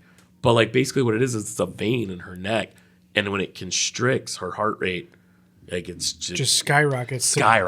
dude. Yeah, shit's been like this her whole life. Nothing's wrong with her heart. Yeah. But like that. My mom had AFib, and she said that the only thing that would ever happen to give her a heads up that it was about to happen is that she would feel this like doom, like real thump. No shit. Like real thump in her heart. And she's like, oh, here we go. And then she'd go lay down and her heart rate would be like over 200 for Holy hours. shit. And so when I was going through this shit, she was like, oh, you have what I have probably. Like you have to. It's like, what are the odds you have Genetics. something different? Yeah. But she actually had what's called an ablation. Has your mom had any work? She's had a lot. Okay. She's had a lot done. Like I said, we're going into, she's almost got to be close to 60. So like, and she's been going through this since like she was 40. Okay. So yeah, at least 20 years. So my mom had an ablation, which is essentially they go into one of your veins and go up into your heart, and then they shoot it with a laser and create scar tissue. Oh, no shit. And that scar tissue prevents the electrical signal from jumping across it. Oh, wow. And it slows the heart rate down. So she might have had, she's had so many, she's like, again, I don't pay attention. She's like, yeah, I'm having a heart procedure. And I'm like, it's Tuesday. Yeah. It's Tuesday. Yeah.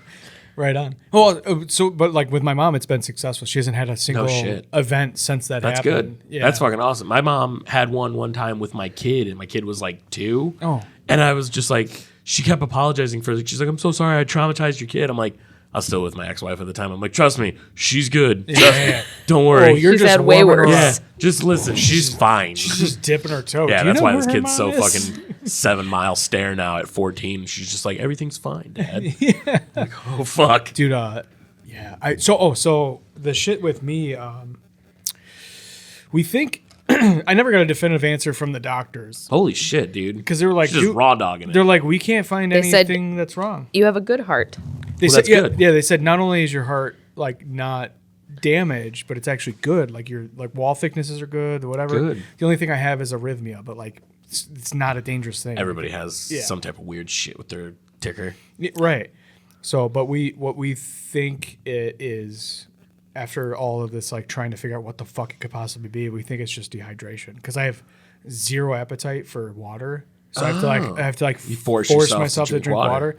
But ever since I've been doing that, like drinking like I'll drink a Pedialyte or I'll like chug like a big tumbler of water first thing in the morning just because I Yeah. know I won't drink water for the rest of the day. Yep.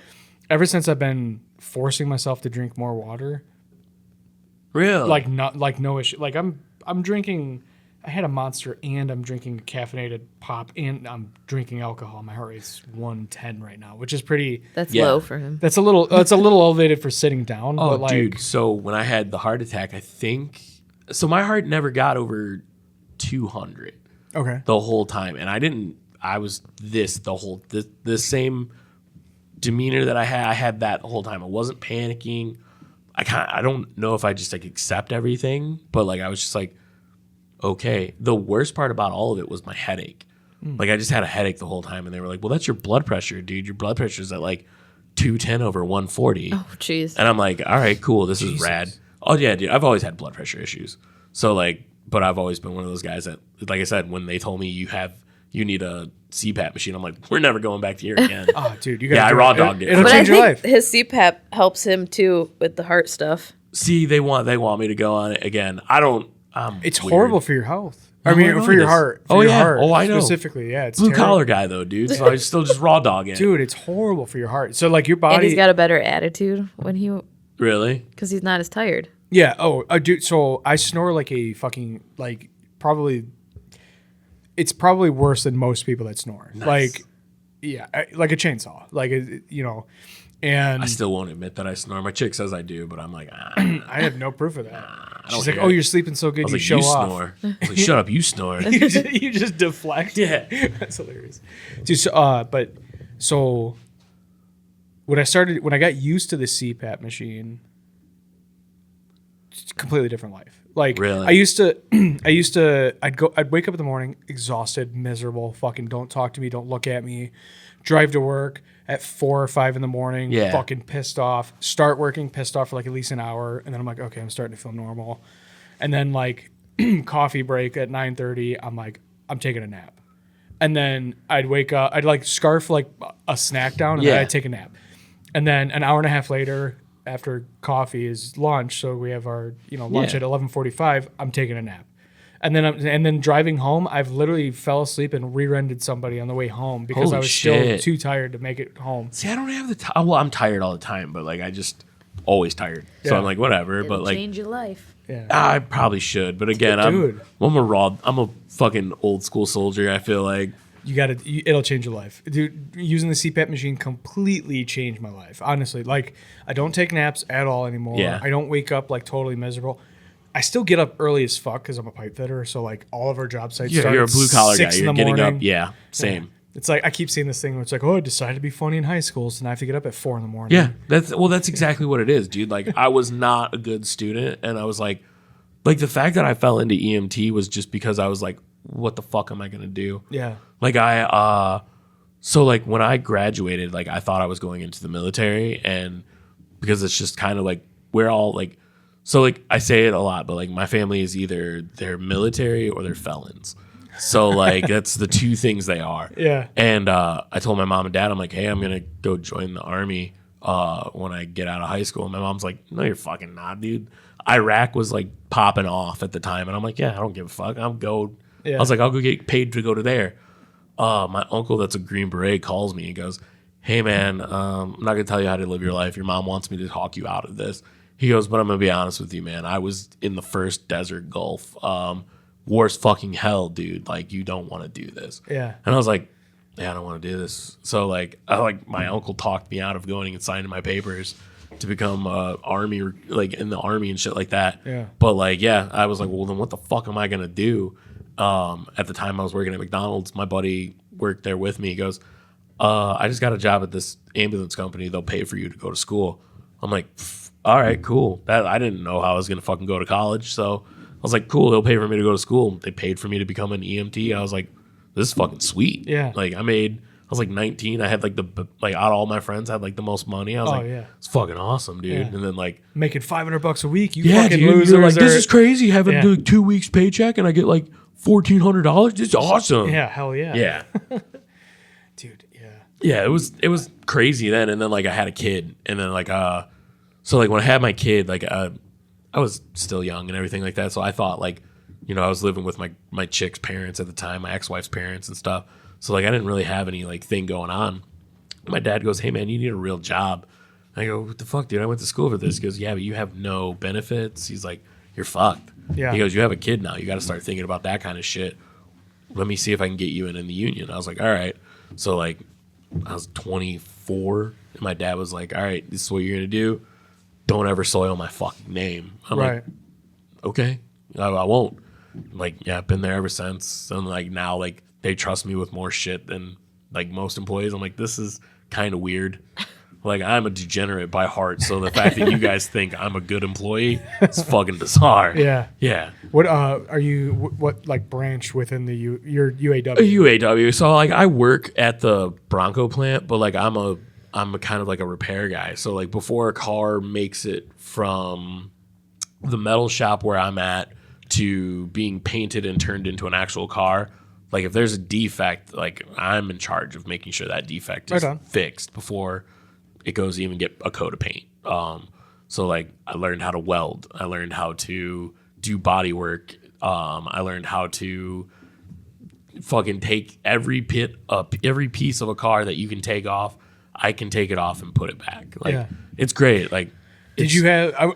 So I'm always curious to talk to people who have a creative part of their personality, but then they like end up in a trade where it's like okay, so like personally for me, like I'm okay with my job. Yeah. But anything better comes along, I'm out.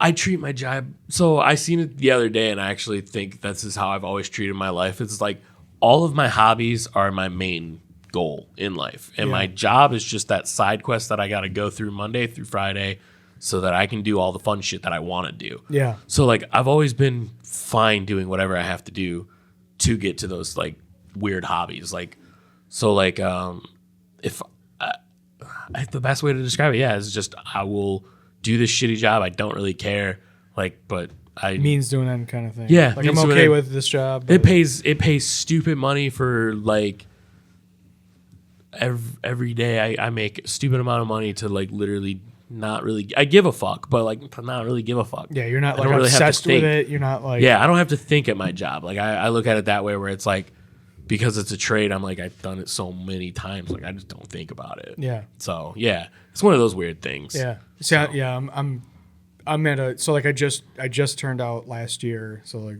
journeyman pipe fitter, and it's weird because like during the apprenticeship you're like I have this goal, I have like I'm moving up, I'm getting more skills, once you get there, I'm getting further, like, and then like now what? Yeah, so I've always been a dreamer, so like accomplishing getting my journeyman card, I'm like, what do I do now? Like you treat that as your side. So you like video games, right? Yeah. Okay, yeah. I'm the same way. I don't have a lot of time, so like exactly. I do. I'm the same I miss way. it. I miss being able to sit down and like play a video game. Yeah. But you treat it like, okay, the main goal of this game is to fucking make sure she's happy, right? Yeah. And make sure your kids are taken care of. Whatever I have to do that is just the side quest. Like that's all the stupid shit I want to do. But like you keep her happy and you can keep those fun little things going at the same time. Yeah. But so like that's what I do. Like all the comedy. I was a graphic designer for a long fucking time, but like those were all the things that I did while still doing like this trade shit. Like, I've never really wanted to do all this trade shit. It was just it paid really well. See, that's what I'm getting at is like is I work with guys who are like, oh, I love this. Oh like, yeah, like this is my purpose. And they would die for it. And I'm like, I kind of don't like. I'm good at it. I'm good at it. It's a creative thing for you. It's definitely because you have a creative brain. Yeah. Yeah. Those guys don't have creative brains. They were like they're lizards. Yeah. They were like, this is perfect for me. They're NPCs. They're like, oh yeah, this is my purpose. This is my personality. They're happy going to work Monday through Friday, and then Saturday night or Saturday sometime during the day they go out in their garage, they do something out there, and they cook something on the grill. Right. And they're happy with that. You were like one of those people that's like, that's awesome, and I love doing those things, but also I have these little things that I want to do that are fun too. So, but like I think that's just creative people, 100%. Like it's just, it's weird. It's weird that you like to like. I don't want to say like cope or like grieve because like, it's 100%. Like it's not like if you have trauma, you're literally doing all that shit. Your creative brain comes from trauma. Yeah. Yeah. Well, I mean that in the sense like I don't need to grieve this like creative person that I was. Okay. It's just like, but how do I still maintain being creative as I'm getting older and my responsibilities are getting more serious and and time is getting tighter and it's like, you know what I mean? It's a balance. It's weird. I mean, like having this is like I feel like some days I'm like it's fucking sick, but then like other days I'm like that's such a fucking waste. Like I should be putting the rent money into my fucking IRA, and I should be like instead of like having 2 jobs essentially. They're gonna steal it from you, man. Don't put it in your IRA. Fuck it. Ball out. Right. But I'm like, I should be at home hanging out with the kids. Instead, I have this. Bring podcast your kids here. And right. Oh, well, that's it. See, that's the thing is like I'm like so black or white about the way I feel about it. I'm like, oh, it's so sick, and then some days I'm like, this is such a fucking Yeah, and you will. You pointless, fucking frivolous thing to do. And does it make you happy though?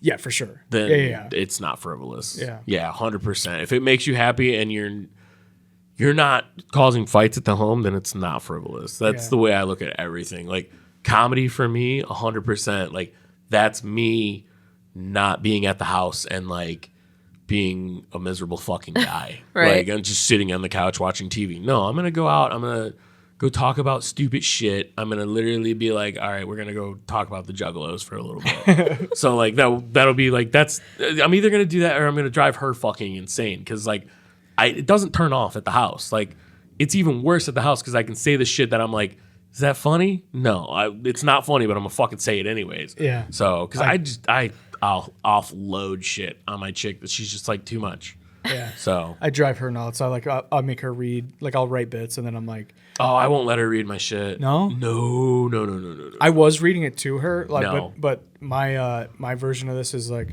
I'm gonna write this, but I'm not gonna perform it. Yeah, when Just- he reads it to me, I read it like the phone book because I want. Oh. he sounds sad. So I'm like, am I supposed to laugh? You're like, or ha, like, ha, ha, ha.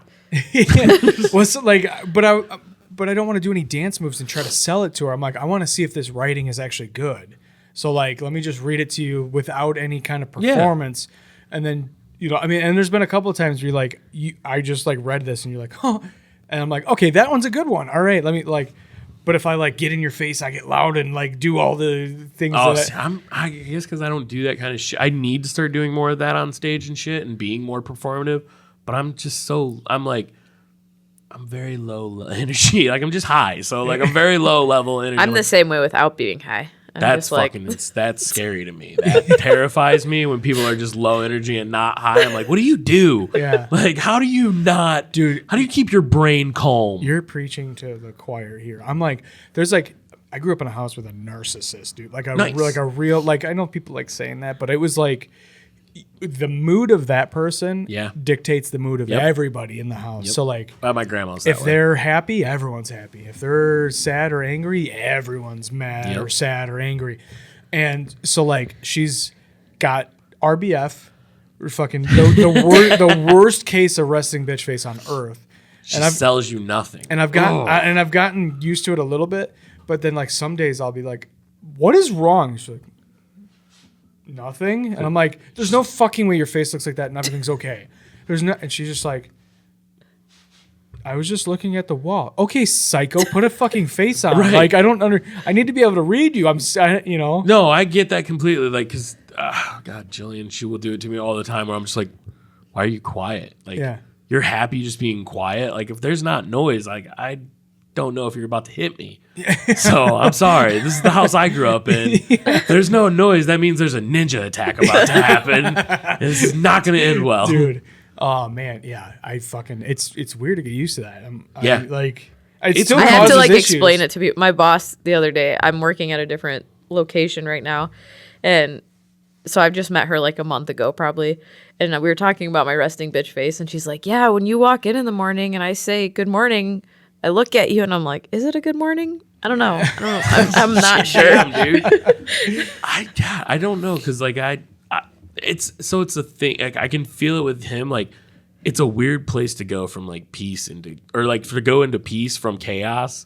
So like when you find somebody that is peaceful, you're like, what's wrong edge. with this person? Yeah, you're on edge. because Yeah. you're used to chaos. Like I'm Yeah. so used to chaos that like when I met my chick, like I was just like, this is kind of bizarre that you're so calm, right? Like it's not what you're supposed to be in life. And then like it's taken me a long fucking time to get to where I'm like calm. Yeah. Yeah, and I don't think something's wrong. I still Yeah. think something's wrong. Yeah. But like I can get my way out of it. Yeah. That was like a running joke I was telling all my buddies when me and Paige first started dating. I was like, I can't tell if she's like actually amazing or if I'm just so used to being with an absolute fucking psychopath that a regular person seems extraordinary. When you meet a normie and you're like, Like, what's wrong with you? Did we just What's decide this? where we're going for dinner without getting in a vicious fight? Yeah. Yeah, it's weird. This It's is a weird what thing. the fuck? What? Yeah. Yeah, healthy Dude- relationships fuck you up more than I think toxic ones do. Dude, I was in a horrible relationship for 13 years. We started dating at 15 and broke up at like 22. God, 7 or 28. you married your high school sweetheart. I take We it? didn't marry. We never got married, but we were. Yeah, but yes. Yeah. We were together for 13 years, and yeah, it was. So I didn't know any better. Like I just thought that like, oh yeah, like the guy who sleeps on the couch and you guys fight, and then there's a new hole in the door, and because you punched it, Yeah. and then you guys fuck, and it's fine, and then you just reset and you can start your next week. Yeah, I got tricked into getting married. Yeah. Yeah, so like I was How'd part of that? like a religious thing. So my friends gave me mushrooms and then took me to a church one time. I was What? like, this is fucked up. And you got married because No, of it? yeah, basically. Yeah, it started off like my friend took me to like it was a mega church in Downriver. Oh, I yeah. won't say the name because they're still in existence and I still have fucking big beef with them. They fucking hate me. Fuck you guys. I hope every one of the fucking pastors watches this. I fucking hope every one of you. So basically what happened, my friend gave me mushrooms. He took me to a youth group and he was like, hey man, I want you to check out this youth group with me. Well, they did that, like called it, has anybody been saved? I'm on mushrooms, dude. I raised my So you're hand. like, yeah. I want to be saved. Freaking the fuck out. People walk up to me and now at the time I'm emotionally damaged as a teenager. So like these people coming up to me and I think they're my friends. Like I built a whole year of my life off these people. And in that time I met what would become my ex-wife. And like the youth pastor that introduced us, like the whole time, when are you guys going to get married? You know, you guys can't be living together like in sin like you guys are. I'm like, I don't live with my parents, man. I'm like 19 living on my own. Yeah. Like I don't live with my parents. Well, you guys can't be living together. It's sin. It's sin. All right, well, maybe I should get married. And got married and shit. At 19? I got married at 21.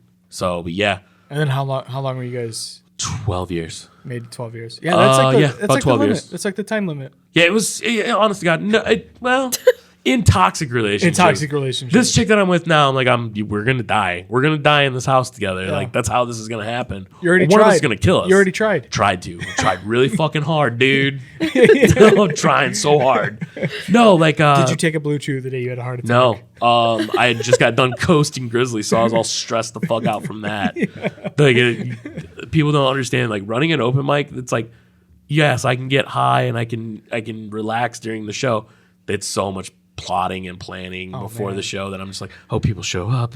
Hope my friends like me. Dude, like I can only imagine because like not you, but we trying to get comics or musicians here at like planning ahead of time. Like we've had cancellations, we've had like reworks, Comics rescheduling. will cancel on you in a heartbeat, Dude, yeah, they're like, But they're "Oh, I got-" anxious people. Yeah, they're like, did the door open? it must have been Chris. I thought it was fucking Ghost. The door did fucking open. Come on Holy in. shit. Yeah, come on in. Scared the shit out of me, dude. I was like, oh man, I left my gun in the car. This is Waterford. It's not Wyandotte. Ah. You're good, dude. No, Wyandott's peaceful, dude. All But we it's are not right next River to Rouge. Pontiac, It's not so- Ecorse. Yeah, Lincoln Park. Like where I Lincoln grew Park. up. So like the neighborhood I grew up in, like I said, crack house next door. My best friend growing up, his dad actually was in the house and heard gunshots from down the street. And it was literally, have you ever seen the movie with Clint Eastwood where he's just like super, well, that's obviously Clint Eastwood movie where he's racist. But like the one, Gran Torino. Gran Torino. Get off my lawn. Yeah. So his neighbor fucking did that shit. Like there was a crack dealer on the neighborhood. The old man had a fucking nuff and just pulled out a 357 was just walking down the street fucking shooting at the crackhead. Hell yeah. Oh my Yeah, dude, god. it was- Gangster as fuck. Yeah, dude, like we were like, I think we were like 13 at the time. We were like, we watched my buddy's dad like spraying blood off the like sidewalk and shit. Oh my god. Yeah. Jeez. We were just like, that's pretty cool, dude. Like, Yeah. old man Johnson finally snapped, dude. Yeah, it was just one of those, it's just how it happened. That is So fucking I used to insane. watch Cars. So you could get from Southwest Detroit into, so this was how the drugs moved from inner city to like the suburbs or vice versa. Our neighborhood was connected to Outer Drive. So you could go through our neighborhood and be right into the heart of Southwest, like that. So like constantly cars would be going down our street. Well, our street rounded. It was technically not a dead end, but it looked like a dead end. So everybody would go down our street thinking it's a dead end. The cops chasing them, bail out on our street, and then the cops would just chase them like through our yards and shit Oh like my that. Yeah. when the crack house got raided next door to us, they blocked our driveway, and my dad is such an asshole that it was an unmarked van, and my dad sees this van blocking our driveway, just starts laying on the horn, fucking, get the fuck out of my way, move, motherfuckers. Yeah. My mom runs outside and goes, Steve, they're fucking raiding the house next door. Dad goes and fucking pulls a Dukes of Hazzard in the middle of the street, pulls in front of the house, just starts yelling at the cops. Well, how many more fucking times we're gonna have to put up with this fucking shit? My dad's just true, like, he's just a psychopath. Like, I would have done the exact same thing. yeah, I watched my dad beat one of these crackheads up. Like after, came home on a Sunday. We had a beautiful pear tree in our backyard. Well, apparently, what happened was the crackhead tried to climb it, broke one of the branches, and like my dad found out about it. And like I watched my dad hop the fence. This crackhead get in my dad's face, and my dad just plock him right in the face, and then just like beat the shit out of this guy in his own backyard. Hop back over the fence and just go, get the fucking trash out. I was like, all right, man. Dope. Yeah. Whatever you say right now. Yeah. I just watched you beat up a fucking crackhead, dude. Over a branch. Yeah, over a fucking pear branch. Literally the pears, me and my brother would just whip him at the fucking fence. Like, we didn't eat those fucking pears, dude. They just fucked up our backyard for years. Yeah, you just every But a time you crackhead mow was the lawn. hungry, and my dad was like, on principle alone, we got to beat the shit out of this crackhead, dude. It was wild growing up there. Yeah. I loved it, though, because, Yeah. like, again, it made me the person that I am now, and, like, it's made me like this weird, like, almost damaged human being where like I just sense everything that's going wrong. I'm like, we got to get out of here now. Yeah. Somebody's about to pull a gun. So my chick's just like, okay. You like develop a spidey sense. 'cause Yeah, you're it's around weird. Like I've crazy got like shit. this weird like desert hawk or like a Black Hawk Down sense where I'm just like, shit's about to go down in Fallujah. And she's like, what? I'm like, yeah, we got to go. She's like, okay. Fuck it. Darren's having a feeling. I'm like, trust me, we're going to get a story in about an hour. So we grew up in. That's my brother over there. He just walked in. Hey, buddy. We grew up in Roseville. And I only have one. He might have more because he's older than me. He's your age. Okay. See, he's 7 years older than me, and I only have one story that's similar to that, which is there was a guy who was an alcoholic that would always pass out near the corner store, which was like 500 feet away from our house. 'Cause we grew up on the service drive of 94. Fuck yeah, And dude. Service drive people are the best. dude, yeah. Fuck yeah. Just watching it. I had a hard time sleeping because I couldn't, like, you wouldn't hear from the J brake going off on a semi. Yeah. I couldn't sleep when I first moved out to Waterford. I'm like, it's quiet here. This is weird. That was me in Wyandotte. But so the only story I have that's even similar to that is that the alcoholic guy who'd always go to the liquor store, he'd like drink himself unconscious and pass out somewhere. So he ended up came to our backyard, passed out on our deck, and I guess my dad like went out and woke him up or something, or like had to like get him off the property. Like, get the shit. fuck out of here, dude. Right. And then like within a month, the dude had drank himself to death and was just like laying against the fence like across the street from our house by the liquor store. Oh, Dead? beautiful. Dead. Yeah, drank himself to death. Oh, dude. Dead body stories are my favorites because before we moved to Lincoln Park. Put that on a t-shirt, by the way. Yeah, dead body stories are the best. Dude. No, so like before we moved there, like I said, country people, we lived in a trailer park, like all this kind of weird shit. But we came home from like probably visiting family. I can't remember exactly what happened, but the fire department, like in our trailer park, was like adjacent from our trailer. So we pull in the driveway, and all of a sudden the firefighters start walking up to the house. My mom's in a full panic. She's like, "Oh God, is it a gas leak? What's going on?" As we're getting out of the car, the fire department goes, "Ma'am, get your boy in the house. We're about to open up this house, and this lady's been dead for weeks." Oh. We didn't know anything about it. The old lady that lived in our trailer park had passed away. Nobody noticed, nothing. Oh, My man. buddy was her neighbor. He said he's seen one of the dogs and it just looked emaciated. So they did a wellness check, and she had been dead so long that like just horrible. But the Oh way my the fire God. department just literally, I'm like a 7-year-old boy, and I'm just like, dead body? Like, let's see this. I wanna And, like, see that. Yeah, we opened up the windows just so we could. Yeah, the whole neighborhood stunk. Oh my God. Yeah, it's a smell. I tell people, dead body is a smell you never forget. Yeah. And I've smelt it a few times. I had one. So I did, before I got in the pipe fitters, I did apartment maintenance. Nice. And so I got I got called by my manager. She's like, "Hey, can you come to this unit with me?" I was like, "Yeah, is everything cool?" She's like, "Me and the painter walked into a unit that he was supposed to paint an occupied unit because she'd been there for whatever, fucking 10 years or something. And he rather, and just come with me. Just come with me. I'm like, okay, yeah. I'm all right. I'm come with you. And so she's like, I'm just freaked out and I don't know what to do. I was like, okay. So like we get to the unit, she opens up the door and she's like, what do you think? She's like, just walk in, announce, like say your maintenance, whatever. I'm like, Yeah. So I knock on the door, maintenance, mantenimiento, just in case, Yeah, whatever. absolutely. And I'm like, hello, blah, blah, blah. And The smell hits I walk in, it smells Yeah. horrific. And I poke my head, I'm looking because I can see the bedroom doors open. So I'm looking and I'm peeking my head further and further into the hallway. And I just see arms like this. Yeah. And I was like, what the fuck? And I was like, did you see the guy's arms? She's like, that's why I'm fucking freaking out right now. So I walk in there and I'm like, oh, the guy's dead. Yeah. The guy's dead. He's in full rigor mortis. He's fucking, his arms are up in the Pooling. air. He's Yeah. on his back, eyes staring at the ceiling, mouth open. Oh, he's gone. Yeah. I was like, well, he's warm and dead, so he's fucking dead, Yeah. Oh, yeah. Yeah, so I was like, yeah. So you guys got him while he was still warm? Oh yeah, he was warm and dead. Oh, fuck, they'd say you're cold and dead, you can still come back. You're fucking warm and dead, you're dead. Dead. You're Yeah, you've been dead. dead a minute. Yeah. Yeah. And so yeah, I did one of those. I was like, oh yeah, he's fucking That's gone. that's a different one when you're like, oh, Yeah. dude. Like he just died. Good. But I'd never want to. Again, I've seen it in nursing homes, and I'm just like, ugh. Yeah. Like seeing death is just different. It'll startle you for life, but it'll also make you one of the funniest motherfuckers that you can be because everything is just fun. did you have any deaths when you were an EMT?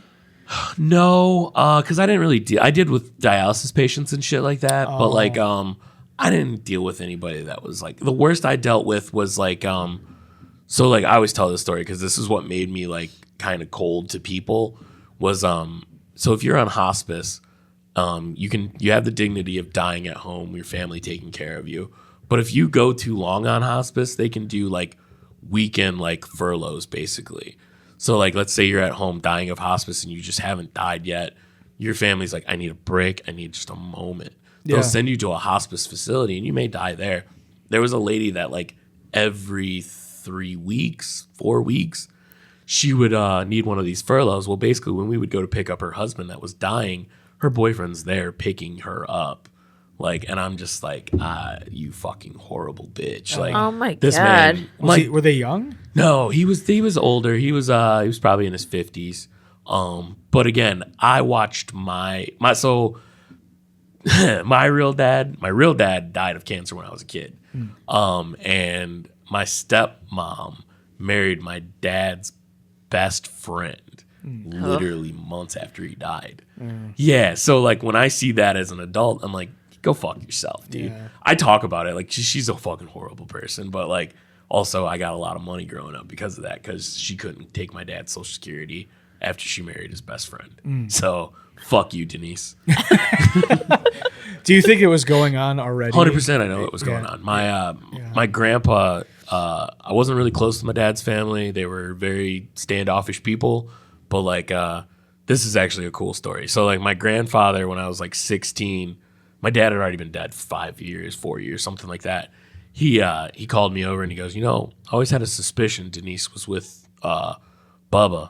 He goes, but I can never prove it. And then he goes, and then honest to God, 4 months after your dad dies, she goes and marries that son of a bitch in Vegas. And he goes, and I just fucking knew it, dude. He goes, all those times you come over to mow the fucking lawn. He goes, she was mowing her bush at the same time, wasn't she? Man. I was like, I don't know, man. God. It's the 90s. Like, it's fucking weird.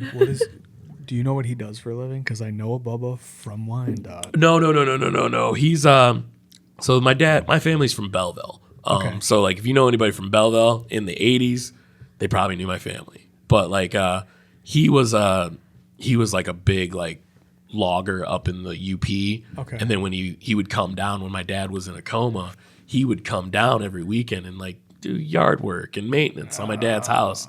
My dad's dying of cancer. His wife is grieving wife. Yeah, what a complicated situation, man. Like it was fun, dude, because I didn't know any of it was going on. And then like dad dies and then like all the family secrets that everything comes out. everything comes out. And I'm Yeah. a young kid, so like I processed it at a young age.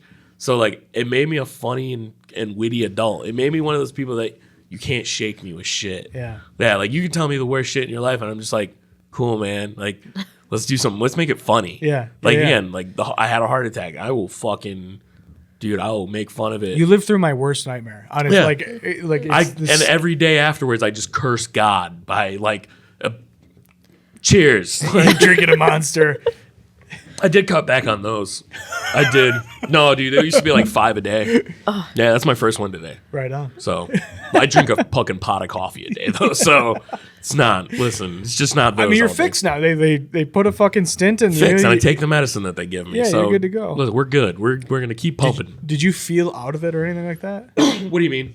Like, so my buddy Marty had a heart attack, and he said he was walking around at work, and he's like, he just felt super out of it, like disconnected, and just like couldn't shake the feeling. I felt. And he's also a former EMT. Maybe being an EMT fucking gives you heart I don't know what issues. it. I don't know what it. Yeah, probably because like the lifestyle, dude. Because I ate a whole pizza one time, just like staring at my partner. Just because I was like, we're bored sitting in this parking So we're lot. gonna eat a fucking. We're gonna go Whole get. We're Little gonna go Caesars $5 red hot and ready. Yeah. Just staring at my partner eating it, and she's like, "You're disgusting." I'm like, You want to go in the back? "You want to watch a movie? Like Netflix and chill in this ambulance right Yeah. now?" No, dude. No, I worked it. with 40-year-olds. It was no Netflix and chilling, dude. I was 20. Yeah. I was out smashing You're like, puss. you guys look like my mom. I Yeah. I can't even I can't even look at you, Joy. Joy. Oh. Get out of here, Brenda. I did work with an old guy this is my favorite partner. Oh, you I worked fucked him, with. though. Oh, every day. Just until his butthole was like bright red. Hell yeah. No, so this is probably where I get the thing about talk radio. Every day he was like, okay, you can have the radio from 6 a.m. to 10 a.m. He goes, after that, it's my radio.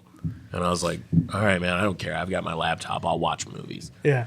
But he every day religiously listened to Rush Limbaugh. And it got me to this like where like now you can put on political opinions that I don't agree with. Yeah. And I would just be like, yeah, it's fine. It's Yeah. fine. Because I had to spend 6 years of my life listening to Rush Limbaugh, Sean Hannity, and like at the same time I'm like trying to watch a movie and listen to a radio that's telling me people are dying. So like I'm just like, okay, this is why I'm fine with everything. It's fine life. When I did apartment maintenance, I had a partner that always listened to Bob Duco. Oh, dude, Bob Duco is the reason that I did not get a felony trespassing charge. What? Yeah. What? Yeah, dude. I have to thank Bob Duco for not getting a felony trespassing charge. Yeah. You have to, okay. This is cool because again, this was during the whole religious period.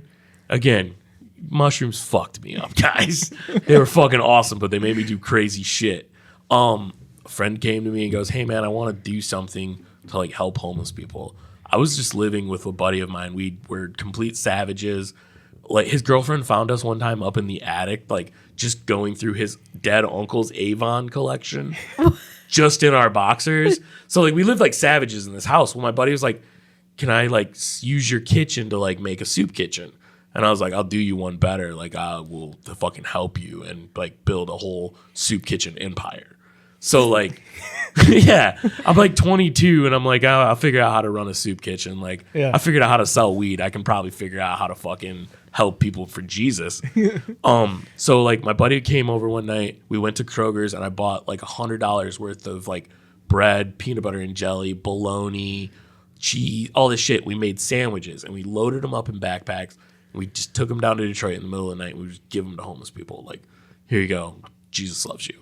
So I figured out how to parlay that because if you tell churches that you're doing things in the name of God, they'll just give you free shit. Like they have it to take it. Yeah. So I had like churches giving me blankets. I had this house filled with like blankets, hats. I literally started like a fucking homeless outreach in our apartment. It's awesome. It was a lot to take on at 22, but like, Yeah. so I just was doing this like Robin Hood style ministry. We would just drop this shit off. Well, me and my buddy were taking some kids. They used to do a thing called the Detroit Outreach. And it's where you take rich kids from the suburbs and you bring them down to the ghettos of Detroit. And then white kids from the suburbs get to experience what a crackhead is. Yeah. It's literally all it Yeah. is. Well, basically one of the youth pastors got jumped the night before. And because me and my buddy had connections with a lot of the Detroit like homeless people. They were like, hey, can you guys run security for us? Well, I had all these kids over by the train station before Ford took it over, and I took them down this dirt road. As we're walking down the dirt road, I see 2 cars running up on us. And at the time, I didn't have my concealed carry, but I noticed my buddy literally going like this, and I'm like, we're in it. About to, Yeah, we're in it. We're these kids are about to fucking be on the news, and my buddy's gonna fucking kill somebody. About that time, the cops turn on their lights, and I'm like, okay, they're cops. I'm gonna explain what we're doing. I start to walk to the cop car, and he puts me in handcuffs. I'm like, hey man, what the fuck's going on, man? He's like, well, you're trespassing. This is federal property because it's a train crossing. It's 2 years in jail. I'm like, dude, I'm handing out bologna sandwiches to fucking to homeless people. He puts all of these like 16, 17-year-olds in zip ties. They're all sitting on the side of the road, just this dirt road. He goes, you didn't see the fucking sign over there? And I'm like, what sign? He goes, there's a sign on a pole that says no trespassing, federal, something about railroad crossing or some shit. Yeah. And I'm like, no, can you take me to it? He takes me over to it. It's covered in spray paint. I'm like, Really? no, dude, I'm not going to fucking see that. Yeah. He takes me over to another one. It's bent in half. I go, neither one of these I'm going to fucking see, dude. Yeah. So we're sitting there. We're waiting for this cop to like basically write us all citations. They let us pull our cars around and load everybody up and leave. Well, I go back to work and start talking about it. Somebody from the church was working for Bob Dukas at the time and was like, can I have you on the radio to talk about this? I was like, I don't know what I'm allowed to talk about. I go, I'm 22. Yeah. I'm like, this is the scariest time of my life. I'm looking at a felony. Yeah. So basically, we go on the radio. I talk about it. I'm like, here's the situation. I was like, we were handing out sandwiches to homeless people. We were doing it in the name of God. And like that day when I had to go to court for it all, the cop just didn't show up. I'm sitting in the courtroom with myself, my guy that almost pulled a gun on people, and like 15 kids. And the judge looks at us and goes, are you all together? I was like, I was responsible for every one of these kids, dude. He goes, do you know how many dead bodies we find in that building every year? I go, it's actually none, but I know you're going to try to scare these kids right now, so we're going to say 100. Yeah. And he goes, are you being a smart ass, sir? I go, absolutely not, sir. Just give me whatever I'm getting right now. He goes, well, I can't prove that you did anything wrong. Mistrial. I'm like, holy shit. And like saved my ass at 22. Like I had all these kids, like I was responsible for all of them. The church was like telling me, they're like, you should really distance yourself from us. Oh my God. Yeah, yeah. This is why I still have that's why I have a beef with them. And then they tried to put me in jail for giving a family in need boxes of instant mashed potatoes. They tried to put me in jail for stealing from the church. So that's why I will always fucking hate that church. Man. Yeah, and a lot of them do still like watch shit that I do because like it's weird. I'm still friends with like the youth pastor that pushed me into getting married. And like now I watch him and I'm just like, yeah, dude, things are going good for you. I'm proud of you, but also you're a piece of shit. So, Well, he couldn't have known, dude, right? He just said oh no, he knew. he knew that she was crazy and it was going to No, go bad. I don't think he knew she was crazy, but I don't think anybody knew she was crazy.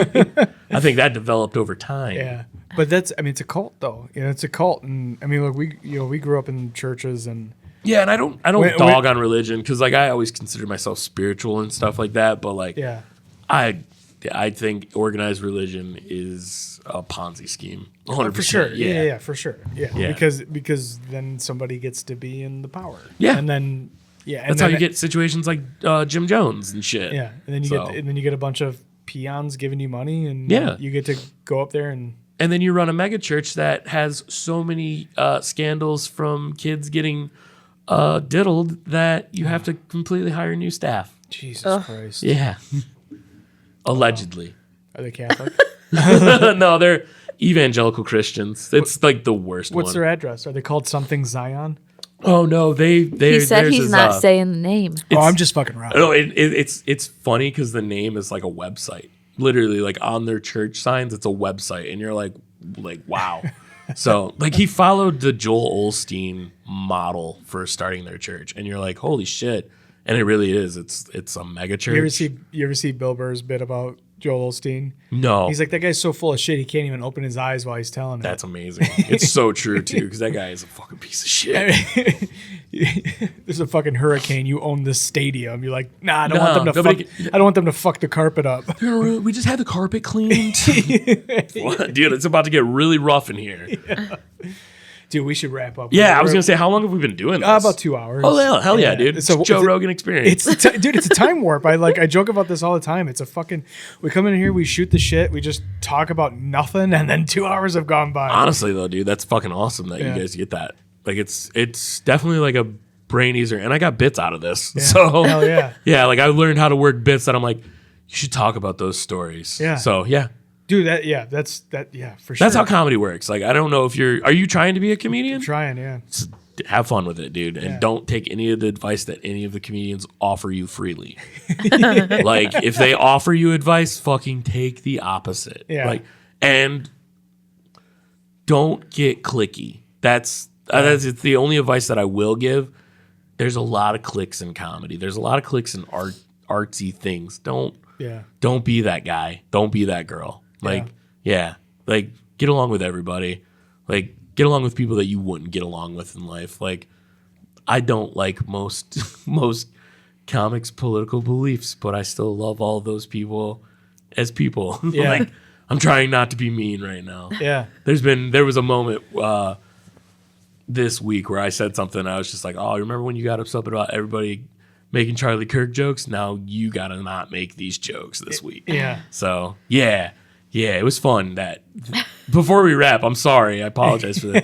The day that Charlie Kirk got assassinated, they all came to me and were like, we're gonna fuck with you, because I'm more conservative minded. Yeah. And I was just like, yeah, these aren't funny jokes. And then everything happened in Minnesota this weekend, and I'm writing jokes, and I'm just like, hey, remember how you said those weren't funny jokes, dude? Yeah. You can't make these jokes now. Yeah. But I did anyways, because fuck you guys. Dude, yeah. Yeah. The mic that you run, is that show up spots? Or Yeah, show up, go up. Honestly, I tell everybody it's a free speech mic. I mean, we don't censor at all. Like, there's no safe space. Yeah. If something offends you, you might hear it there. I've had a dude do a full on Nazi set at Grizzlies, and I'm just like, we allow it. We allow it. We don't endorse it, but we allow it. Yeah, we've had a guy. We've had people be like, we've had people contact the bar and be like, hey, I was offended, and the bar backs me up on everything. So they're like, it's an open mic. You're gonna hear things like sorry. Yeah. So if you Especially don't like when guys it, are trying to be funny. I mean, there's some shit that they're like, okay, I don't know how you thought that was gonna turn into being funny, but sometimes it does though, dude. Yeah. Like, again, there's just moments where you're like, again, the darkness. Yeah. You if you can find the humor in the darkness, you're good. Right. Yeah. Yeah. Hell yeah. So, Dude, I would love an excuse to drive down there just because I have buddies that I don't see just because the drive sucks. it sucks, and that's the other thing that I tell people. It's you have to be really dedicated to doing comedy on a Sunday to come do Grizzlies, because there's no freeway access. We're in the outskirts of downtown Wyandotte. We're the only bar on that street. There's a house across the street from us, and there's a pool league. How far are you from that? What is that? Scoreboards or whatever, the one that everyone goes to? Or is that Champions? Champions, Yeah. we're really far from that. Really? Champions is right off the freeway. Yeah.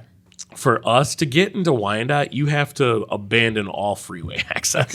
And I love it that way, because, like, there's You get another people mic. who want to be there. To It's go the there. people that really, like, it's my friends. It's the people that literally, like, when I could call on any of, and for a while there we were labeled a dude. We were a bro mic. We were all bros, but, like, then all of a sudden we started having a couple female comedians come out, and then we were, because of my views, a lot of people were like, we're the racist mic. I'm like, we're not the fucking racist mic, dude. Yeah, we're not. Stop. Like, stop calling us that. So, like, it was fucking college kids being like, well, they say racist things. And I'm like, yeah. Most comedians do. No. I feel like everyone I've seen. Man, I wish we had more time. Maybe another time, but I can tell stories about comedy. Yeah. It's a safe space now, and it's so inclusive, it's exclusive. Hell yeah. Yeah. Do you have any comics that you recommend we reach out to? Hell yeah.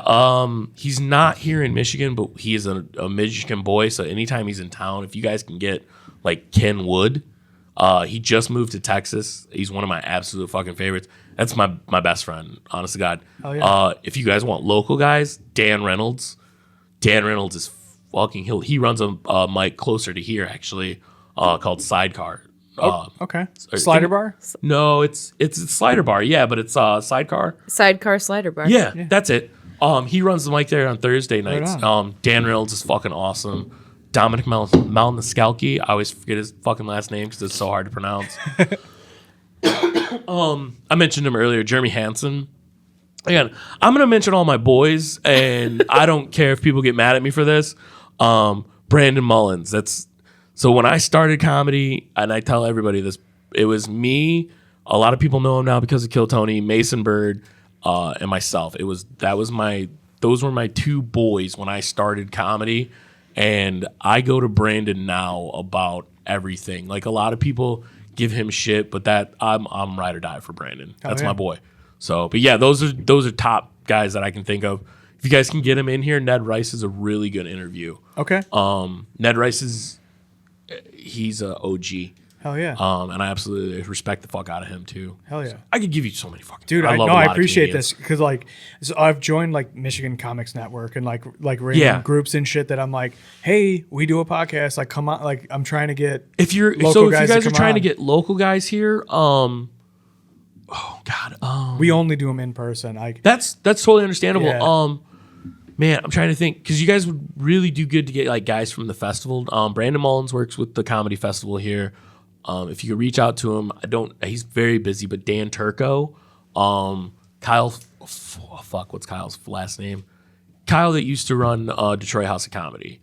He was like the MC at Detroit House of Comedy. It's like Fours something. Okay. He's a really good guy. I don't know how approachable he is. I've always thought he hated me, but like we've become Everyone says that about me acquaintances. too. So. No, I don't think you hate me. I just think that you're looking at us all like they're fucking mentally ill people. But I'm and not. my fiance is making me do this. I'm not. That's You're good. You're good.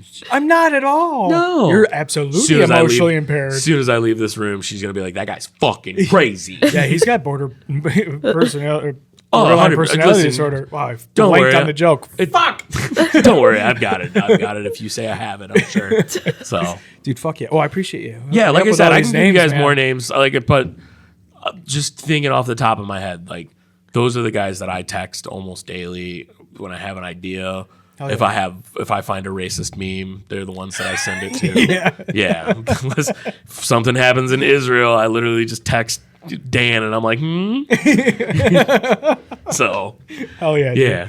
Dude, thank you so much. Absolutely, for man. do you. But yeah, you got anything to plug? Your socials, dates, anything like that? Social media is Instagram cakes_fiasco. I never changed it for my graffiti name, so everything that I do is still under that or Wholesome Czar Media, or when I finally get Big Rad America off the ground, check that out. So What's that? Big Rad America is the podcast that I'm doing. Oh, killer. Yeah, It's literally just the history of America. So Hell from yeah. a rad guy's perspective. yeah. Dude, I love it. Yeah, it's just a pothead just being like, George Washington was actually kind of fucking cool, guys. I love it. Yeah, fuck yeah, dude. So, Dude, I thank you coming out. oh, man. dude, it's no fucking- problem. I it's a love it. blast. This was fun as It's a fuck. blast. So, Yeah, I know you got you could probably listen to the Titanic, like the entirety of the Titanic on your drive home on your laptop. I'm not gonna lie. I'm gonna put on like a Joe Rogan experience, and I'm just gonna listen to it the whole ride home. Yeah, you got. It's like I don't know what time you it might is. have 2 episodes by the time you get all the way the fuck back 100%. down there. I'm gonna be honest with you. Like, it's just gonna be going back down to the land of like catalytic converters being stolen. I gotta go down the fucking Zug Island Bridge. I was just working at the island. Oh, were you? I was. Dude, I my I mom's drug up. company just got kicked out of the refinery. Yes. Yeah, fuck. It was so good too because Hell it was yeah. literally like a contractor dropped a fucking helmet.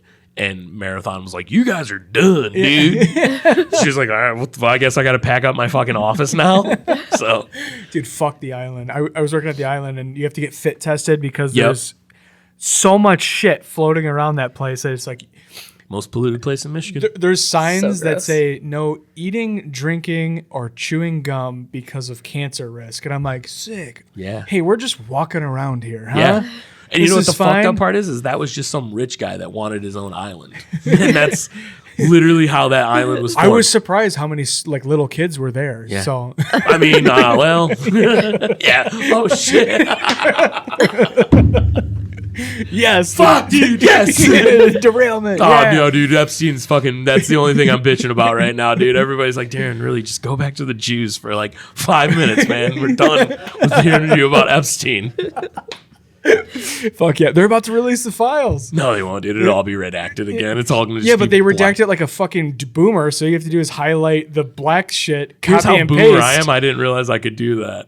I'm Dude. like, no way. Dude, they're literally people were like, "Hey, I can just unredact this by copying and pasting what they blacked Oh, out." fuck, dude. I know what I'm doing when I get home tonight. I'm going to drive her insane. I'll be like, babe, it's all been fucking right here the whole time. Dude, look at this. Look at it, babe. I fucking told you. Fucking Winnie the Pooh. He was there. What the no wonder he never wore pants. That fucking Listen, pedophile. you know the only fucking celebrity that hasn't been there is John Cena, and that's the only other celebrity that's been around well, more you can't. kids. You can't see him. Yeah. You can't see him. Can't see him there. Oh. It's him wiping off the kid's cum. Oh my god. It's just him just going, shh. We'll get you ice cream after this. Smell you yesterday. You fucking- Don't worry, you're not making it out of childhood. Make a wish. I wish you'd get me off this fucking island. Yeah, nope. Oh, wish denied. You can see John Cena though. Yeah. No one wants to see a buff guy in jorts. Yeah. Well, that's where Don River comes in. We're gonna see a lot of those. It's coming up on spring, so You're right. there's be a lot of buff dudes in jorts. Oh man, new goal. New goal. I work out every day. New goal. Yeah. I'm gonna be wearing Be a buff fucking. I'm guy gonna be in jorts? shirtless in jorts. Jorts. Yeah. They're He's gonna be al- so short the pockets are hanging out like Britney back in the day. Oh, yeah, that'll be hot. She's gonna be worried. But that's the emotional response that you're gonna get. That's hot. You're like, I don't know if she really wants to fuck right now. As long as I can get some emotionally impaired gay guy on the internet, it's standing in sheets for some reason, crying and talking about how they need to leave me Yes, alone. queen. Leave Matt alone.